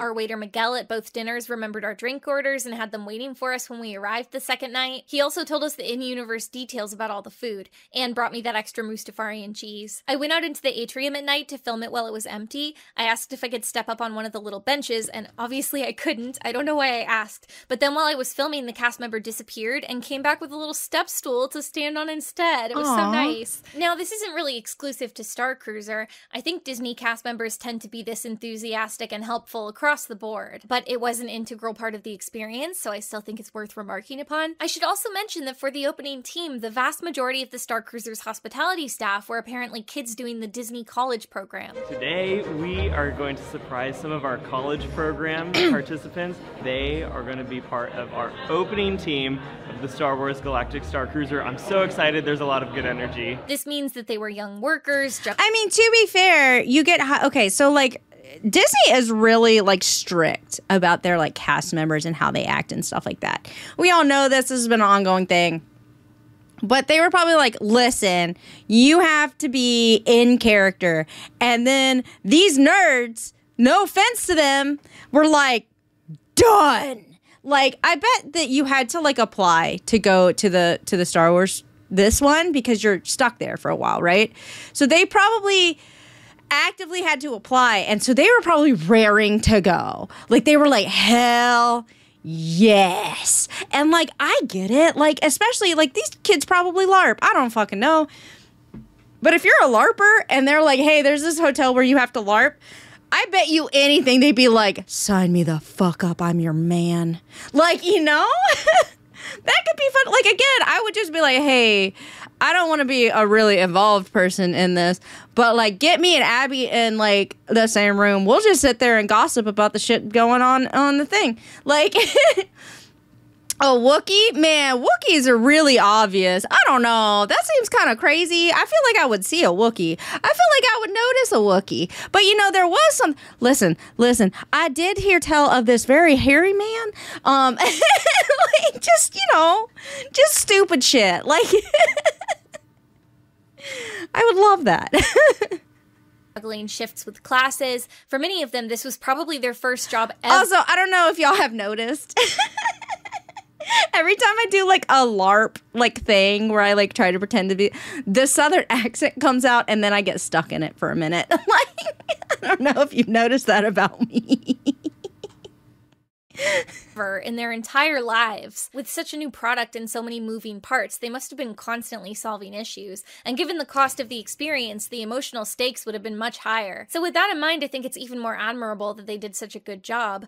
But I also think it was really unfair of Disney to put them in that position in the first place. It's also weird because, like, that must have been a cost-cutting measure, right? College program is part-time, it doesn't come with health benefits, and the kids are housed by Disney, the cost of which is deducted from their paycheck. On top of all that, they have a lower base pay than regular employees. What's worse, allegedly Star Cruiser invented a work position called roamer. This would be a catch-all role responsible for pretty much every task in the hotel. Concierge, food, housekeeping, and bell services, or as I like to call it, smuggling luggage. This structure is obviously beneficial to employers, making each individual employee more expendable and also ensuring you can pack as many tasks into a single shift as possible. Requiring a single job position to juggle so many different responsibilities would of course command a higher hourly rate. But not if you hire a bunch of students who are new to the hospitality industry, who have no basis for comparison and can't tell when you're asking too much of them. And sure enough, of the 80 or so cast members hired onto this roamer job, allegedly only about 10 were full-time experienced workers, with the rest being college program students. students. The other issue is, and I'm not saying that the college program students provide worse service than other employees, but they're indisputably the cheapest labor available to Disney. So here again, why was Disney so determined to take the cheapest route on every aspect of the Star Cruiser? Anyway, I just hope that... Yeah, that's legitimate. You're paying $6,000. What is my over $3,000 a person going to? Because it's not going to their paychecks. So what the fuck is it going to? These people found themselves out of a job because of Disney's incompetence in launching this doomed hotel. But in my experience, when attractions close, Disney just shuffles the cast members to other locations around the resort, so they're probably okay. But sadly, I can't assume the same is true for the character performers. They had an especially difficult job, not comparable to anything else in the theme parks. They had to memorize collective hours worth of scenes and work in 2-day blocks where they were on stage for 8-hour shifts each day. They also had to familiarize themselves with the schedule to ensure they were at the right place at the right time, and be skilled at improv, and retain information like guest names and relationships to the characters. Despite all this, these actors allegedly had the exact same rates as other performers around the parks. These salaries aren't public information, so maybe that's just a rumor, but that is the word on the street from people who allege to be the employees. So if this is true, Lieutenant Croy takes on this massive workload for Star Cruiser only to make the exact same rate as Gaston, who must only memorize 2 songs for a 30-minute stage show.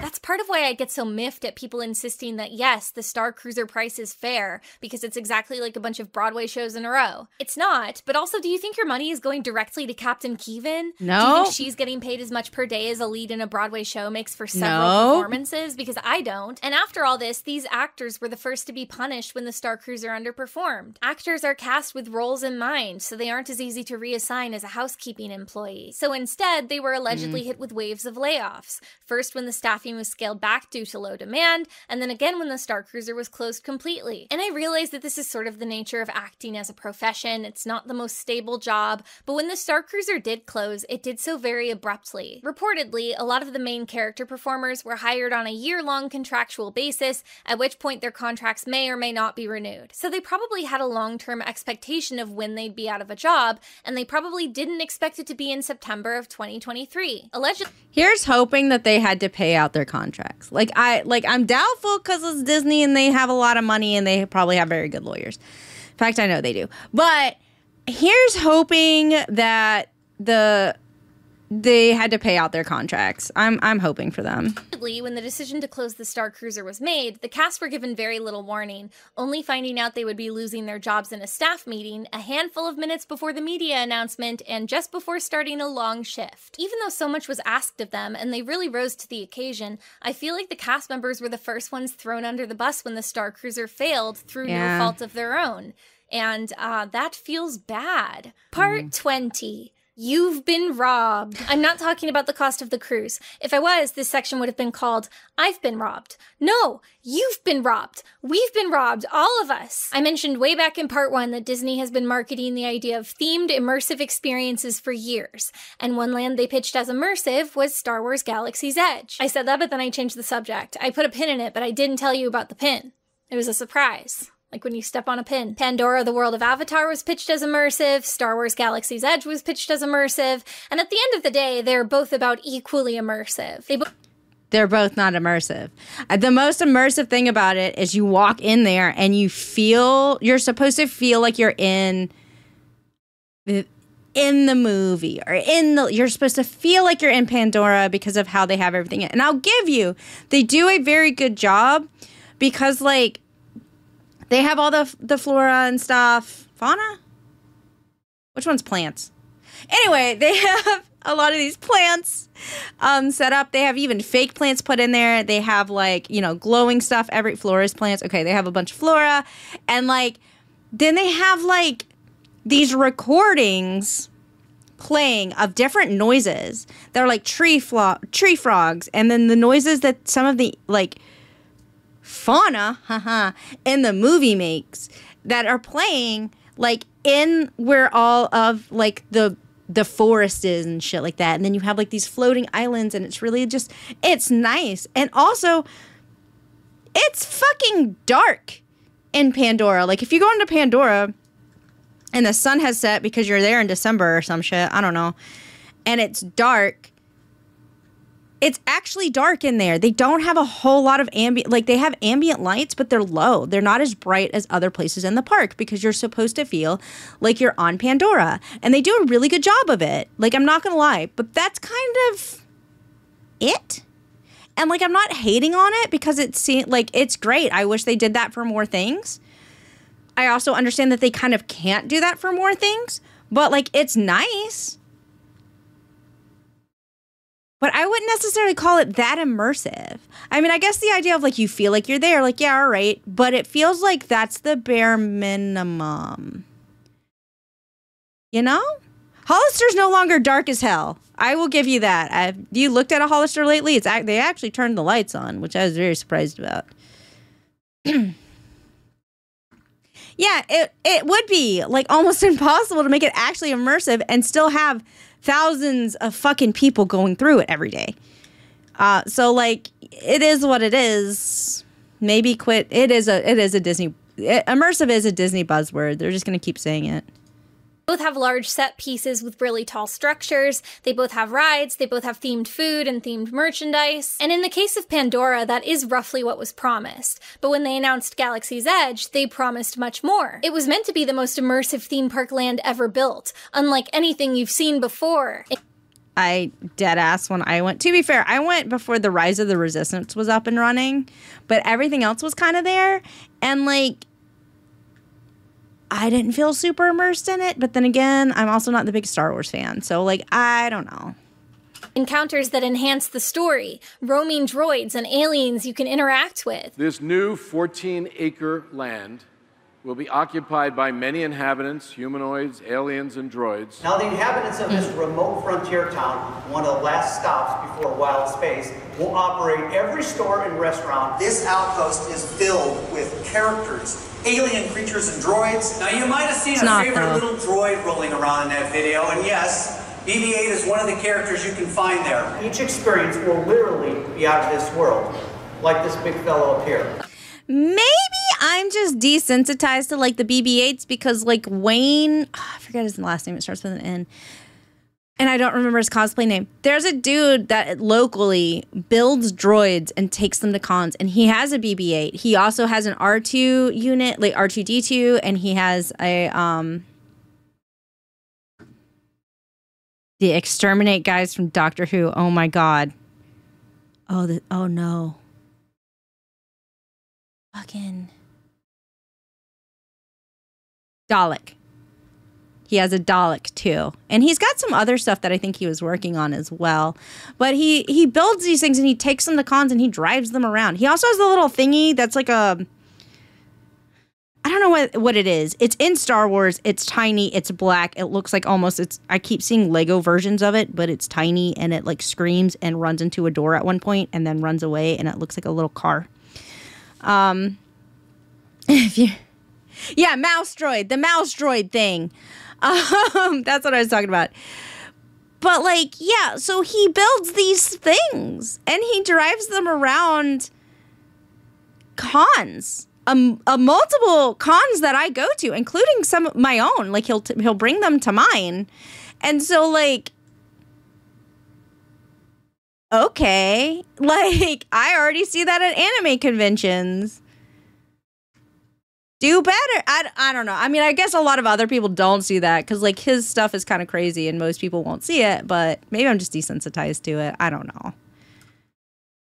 A personal reputation score that follows you throughout the land and impacts your day. For you, our guest, every encounter will bring more of the Star Wars story to life in a place you can explore like never before. This is a living place, a place where your choices matter, and a place where your choices don't matter. A reputation. You know what choices you make that matter? How much money you're spending.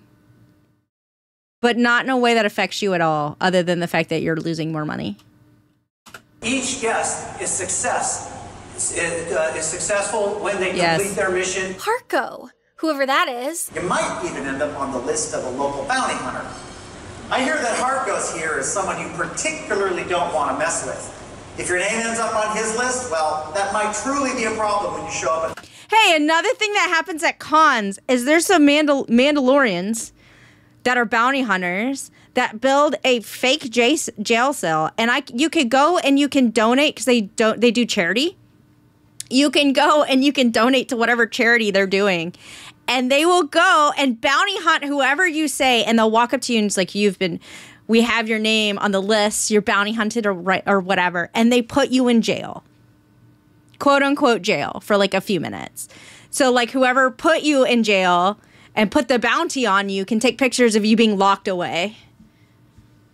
That also happens at cons, I'm just saying. Maybe I just have really good like stuff happening at my local cons. Maybe that's just what it is. I don't know.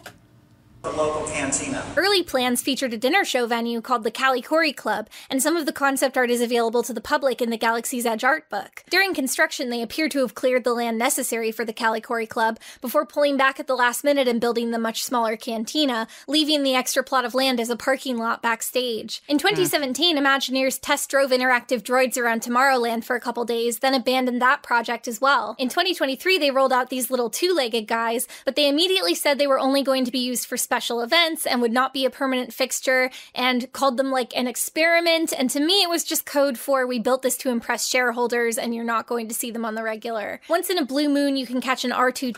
Not the kid kicking the droid. Yeah. I immediately would expect a kid to destroy those in some way, shape, or form. D2 rolling around, but I've been told that that droid is actually the same model that's for sale in the adjacent Droid Depot gift shop, so that's really just— It costs $25,000? You can buy that and it costs the same as a car. That's a car. Like,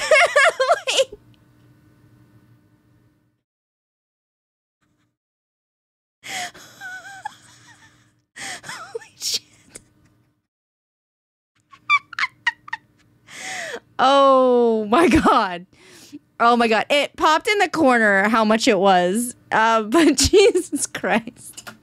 Product demo. In 2014, before Galaxy's Edge was even announced, Disneyland rolled out 2 limited-time interactive games. The first was Legends of Frontierland. The story of the game was that 2 different factions were fighting for territory in a western gold town. As a player, you had to choose which territory to support and buy land for your side. You could earn wooden nickels in a lot of different ways, running errands for characters, gambling at the saloon, or turning in a fugitive for a bounty. At the end of each day, a winner would be announced based on guest input, and the stakes would be raised by having character actors on each side of the conflict who you would interact with during your missions. These actors would then lead the day-end finale ceremony. In Adventureland, they had the Adventure Trading Company, which worked on a different system. You would pay money for a particular quest, and then at the end, you would win a tangible item, these little totems which were said to have mystical properties. Some were really simple to get, like you would just buy a themed food and an item came with it. But others were much more involved. You'd pay for— So you're paying money to eventually get an item. So you're just paying for that item, but there's like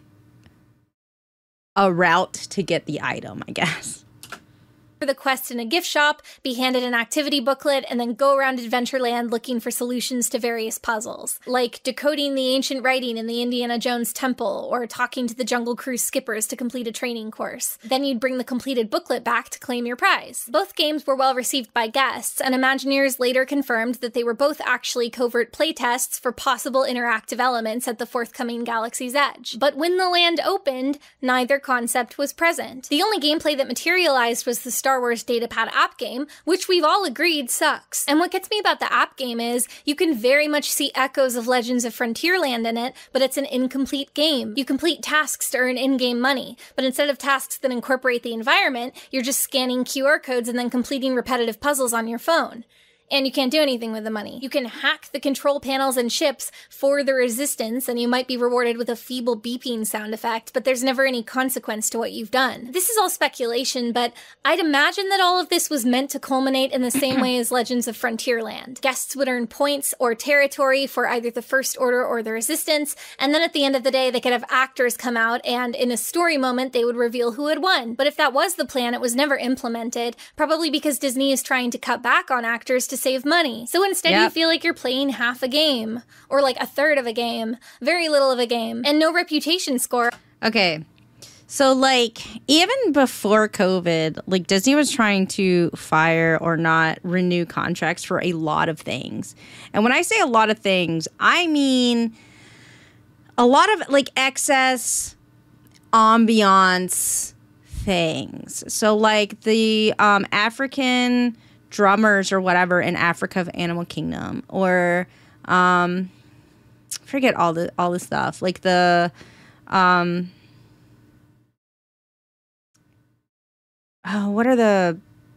there's some like ad lib actor things that people that come out and do stuff in Hollywood studios, and there's the Dapper Dans in Magic Kingdom. Like they were actively trying to get rid of those types of things, or like cut down on them. And then COVID happened, and they just dead ass were like, we don't have to renew these things. Yeah, the tumblers in China, that kind of stuff. They were like, oh shit, we don't have to renew these contracts because COVID happened, right? So we can just kind of get rid of them. My understanding is they have brought a lot of them back recently. Like you can find a lot of them. Maybe not all of them, but you can find a lot of them back at the parks now.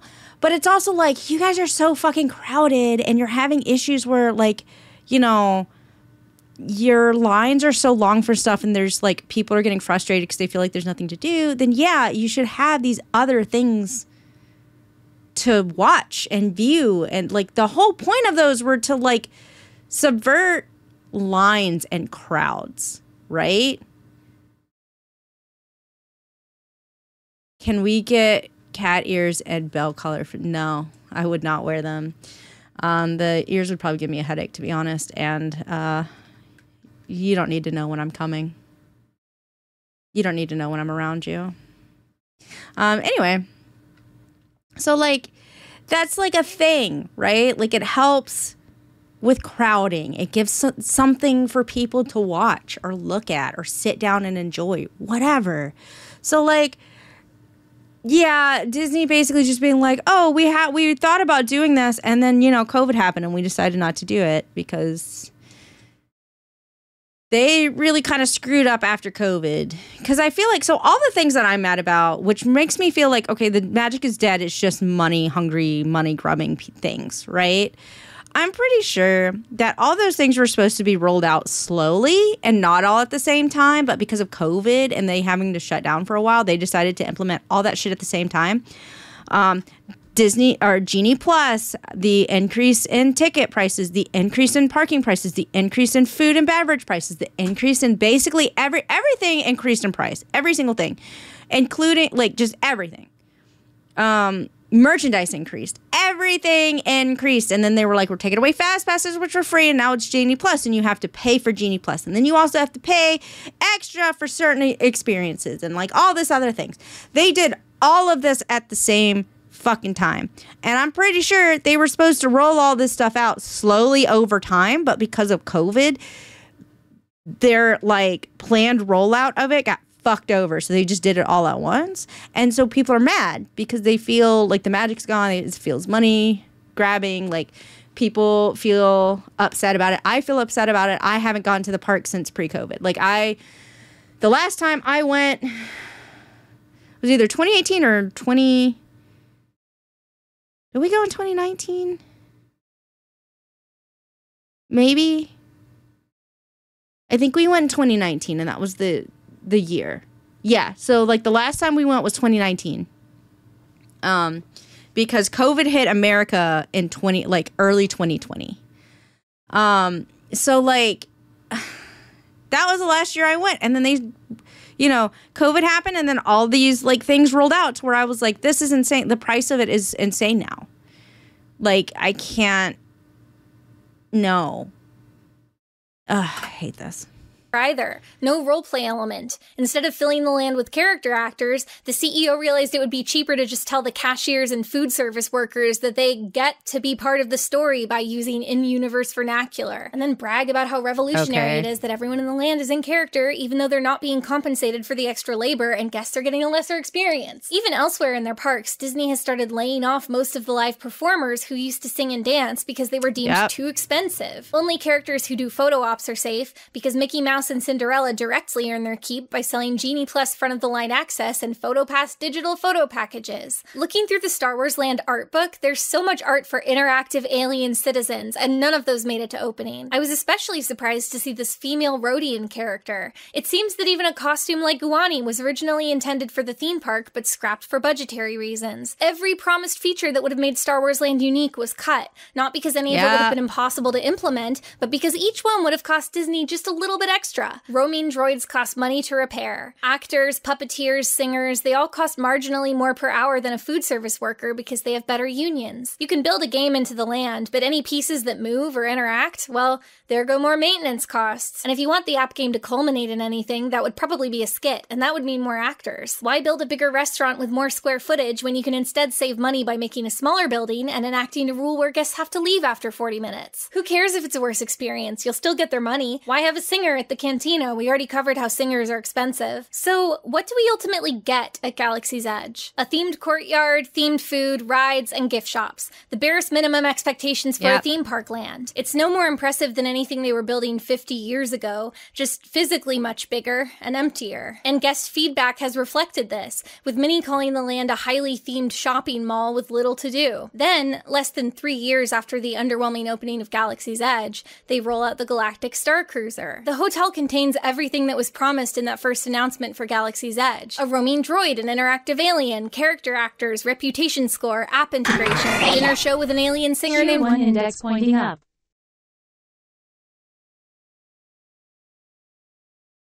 I mean, to what? I mean, to Galaxy's Edge, probably. Galaxy's Edge is just the theme park. It's the part that's in Hollywood Studios. It's fine. Again, I didn't get to go on Rise of the Resistance because that wasn't open. I did do Smuggler's Run. But yeah, it's kind of like there's nothing really there. Like, it's just another section of the park. You know? Like, Power's right. Like, you just... It's like cashiers. And that's about it. Like, I see, like, there was, like, occasionally you see people doing walkthroughs, like a Kylo Ren will walk through or some stormtroopers or something, but, like, it's not what was promised remotely.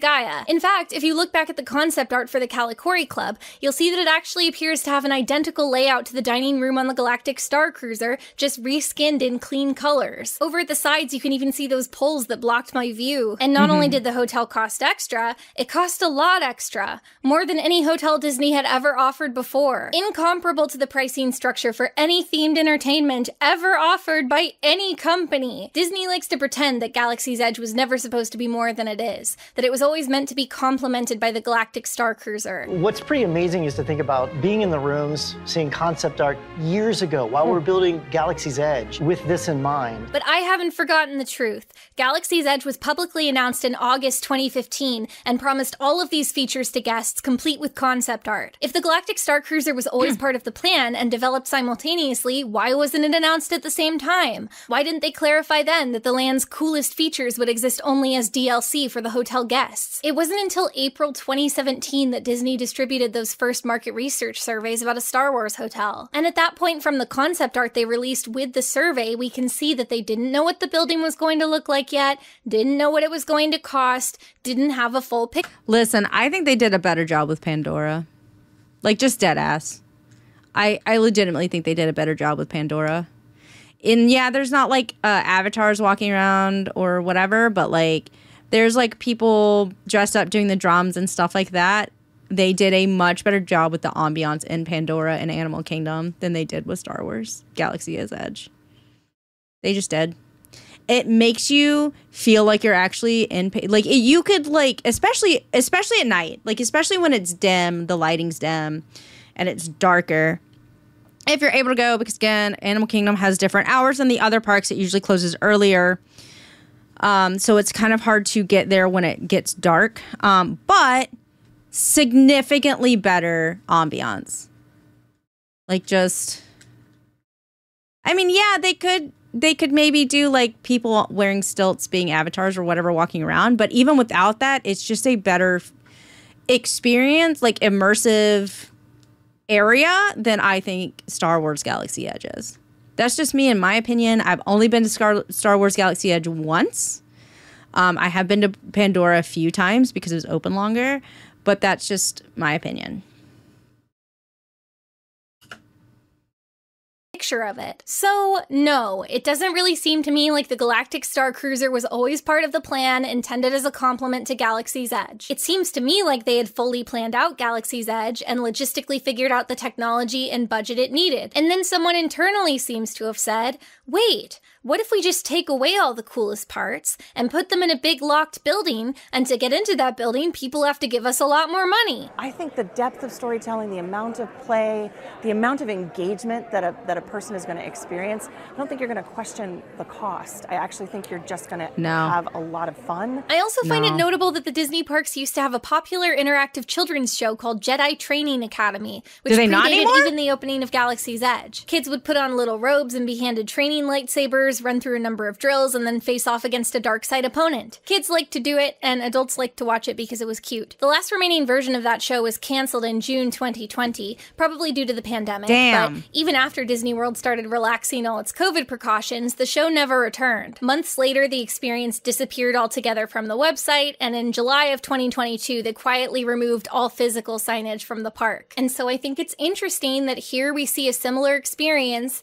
again moved behind the paywall of the Galactic Star Cruiser. This isn't only a pattern in the Star Wars part of the parks either. This has become the new philosophy of the Disney theme parks. More and more amenities that used to be free are now being put behind paywalls. I told you about the M-bands earlier and how they've had this technology at the hotels for a while. Well, you used to get a magic band free with a hotel booking to use as your room key, but now they make you buy them. The Fast Pass system used to be free, now it costs extra, and it doesn't include every ride anymore. The good rides are a la carte, you have to buy those separately. Meanwhile, lines keep getting longer and longer because now that Disney can monetize long lines, corporate actually wants them to be long. The Fast Passes actually have variable pricing, which is updated live in the app, so the longer the lines are, the more they can charge. And of course, they oversell the Fast Passes because now they have an incentive to do so, so those lines aren't even actually short anymore. They fire all the atmosphere entertainment and close all the little diversions because they'd rather everybody just pile into those lines, because the longer the lines, the more they can charge. Why build new rides? Why increase capacity? It's actually better for your bottom line if you don't anymore.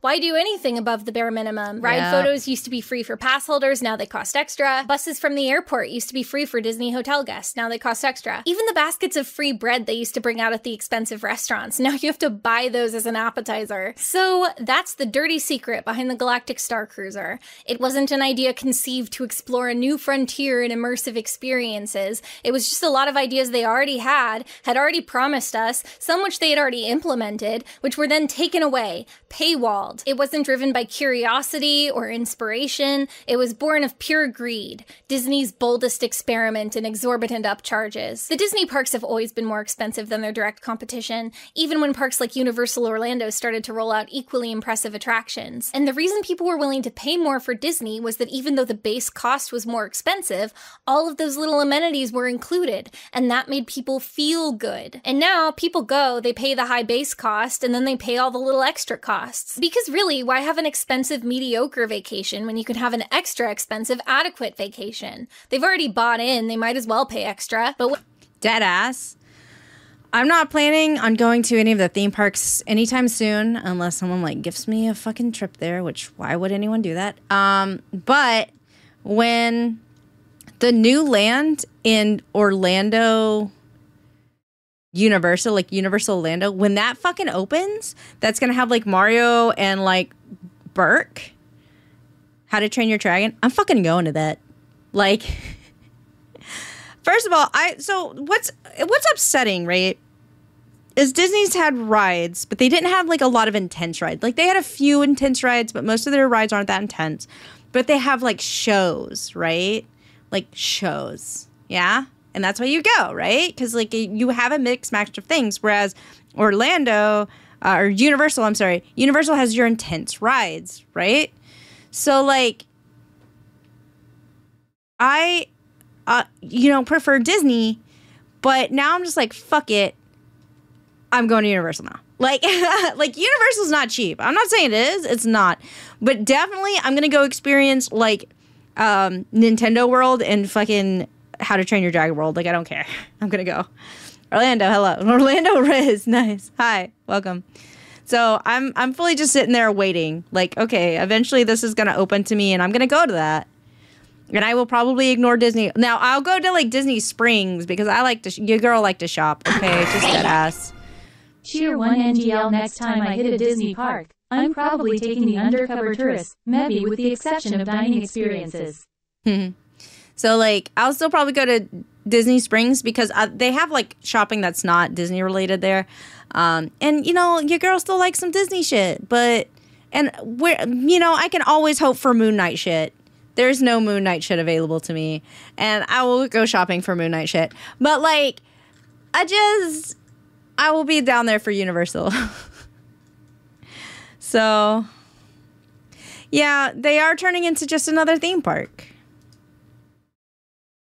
When they pay extra, they feel bad about it. And in some ways, this business model has been successful because, like I said, people are buying the amenities. Everybody's buying the magic bands and the bread baskets. Everybody's getting that fast pass add-on. And in some cases, they're paying extra to ride individual rides. And Disney is super happy because they get more money. Who cares how people feel if they're still giving Disney the money? I'm not going to pretend Disney is a smile factory. Obviously, they've always been a for-profit business at the end of the day. But I have to wonder what the long-term implications of this business model will be. The Thompson family might fly in from Iowa for their trip in 2024 and discover that they need to shell out extra money to go on the rides that they want and begrudgingly do so. But will that make them want to come back in 2027? The profits are high now, but what will they look like in 3 to 5 years? Maybe Disney doesn't care about that. Maybe if you set the price. That is what I think, though. Because y'all know how in, like, Walmart and Target are reducing inflated costs. Like, they're like, oh, we're rolling back the costs of certain things by X% or whatever. So it's like, so everyone's sitting here like, so you're absolutely admitting that you've been price gouging us and inflating the costs, and now you're rolling it back because people can't afford this shit. Like, that's what's happening right now. I feel like Disney's doing the correct thing. So, like, Target and Walmart, etc., are having to roll back those prices and stop price gouging as much because people aren't buying shit because it's too expensive. So is there going to be a breaking point with Disney? Right now, Disney's experiencing, like, huge crowds and just constant, like, you know, record attendance. Is there going to be a point in time when that bubble bursts and what then? Is everything going to kind of be more expensive so the few people that can't afford it are giving them even more money? Or are they going to have to be like, we fucked up and we need to make it cheaper? I very much doubt the cheaper part, to be honest, but eventually they have to do something, right? Maybe? High enough, you can afford to have every family on Earth come only one time, feel kind of bad about their trip, and never return. Or maybe Disney's right and they're too big to fail, and people won't like it, but they'll just keep coming back and paying more and more for the same old things that used to be free and feeling worse and worse about it. But I personally believe that eventually, if Disney doesn't course correct, they're going to hit a ceiling. And I think the Galactic Star Cruiser was only the first symptom of that. I think it felt the strain first because it was so much more expensive. It was the ultimate monument to this age of Disney inflation, a singular product we can all point to as the moment Disney's new, more hostile business strategy became so painfully obvious. The very first time a luxury cruise ship has ever been symbolic of the hubris of man. And this isn't to say that along the way there weren't individual artists. I just took a sip of tea and the first time a luxury cruise ship fell to the hubris of man got me. I'm sorry. And actors and employees who were inspired and did give it their all. I feel sad for their sake that all their work has At least this one was landlocked. Been for nothing. I even feel sad for this building, thinking of it sitting empty and sad, gathering Uniquely dust, high. maybe used as storage or a corporate meeting space. It's haunting. It was a unique experience, and now it will be gone, and that's sad. But that doesn't mean it was worth the price. It doesn't even mean it was good. In fact, if the Galactic Star Cruiser had succeeded, it would have only emboldened Disney to keep charging more and offering less. It's a project that might have been catastrophic on a consumer level for the future of Disney parks, and for that reason, it deserved to fail, and I'm glad it's dead. Also, I'm still mad they sat me behind a pole. I would also be forever mad they sat me behind a pole, girlfriend. I get you, chickadee. Same. It was wasn't much of a cruise ship. Okay, I'm gonna stop that. So, because sometimes YouTube gets mad at things. So I'm gonna stop recording. But that was the final part. We finished it. I feel bad for girlfriend Chickadee here that she kind of got the worst experience out of this, and I'm also glad it failed. I didn't even go to it. This is mean. I'm kind of hoping for Disney park failures because like the whole point that you paid so much was for this magical experience, and it really feels like the magic is gone. Like, just straight up. Cheer 100. Heya, Chels. Can't stick around, but I wanted to drop by and say hello. Hi, DV. Thanks.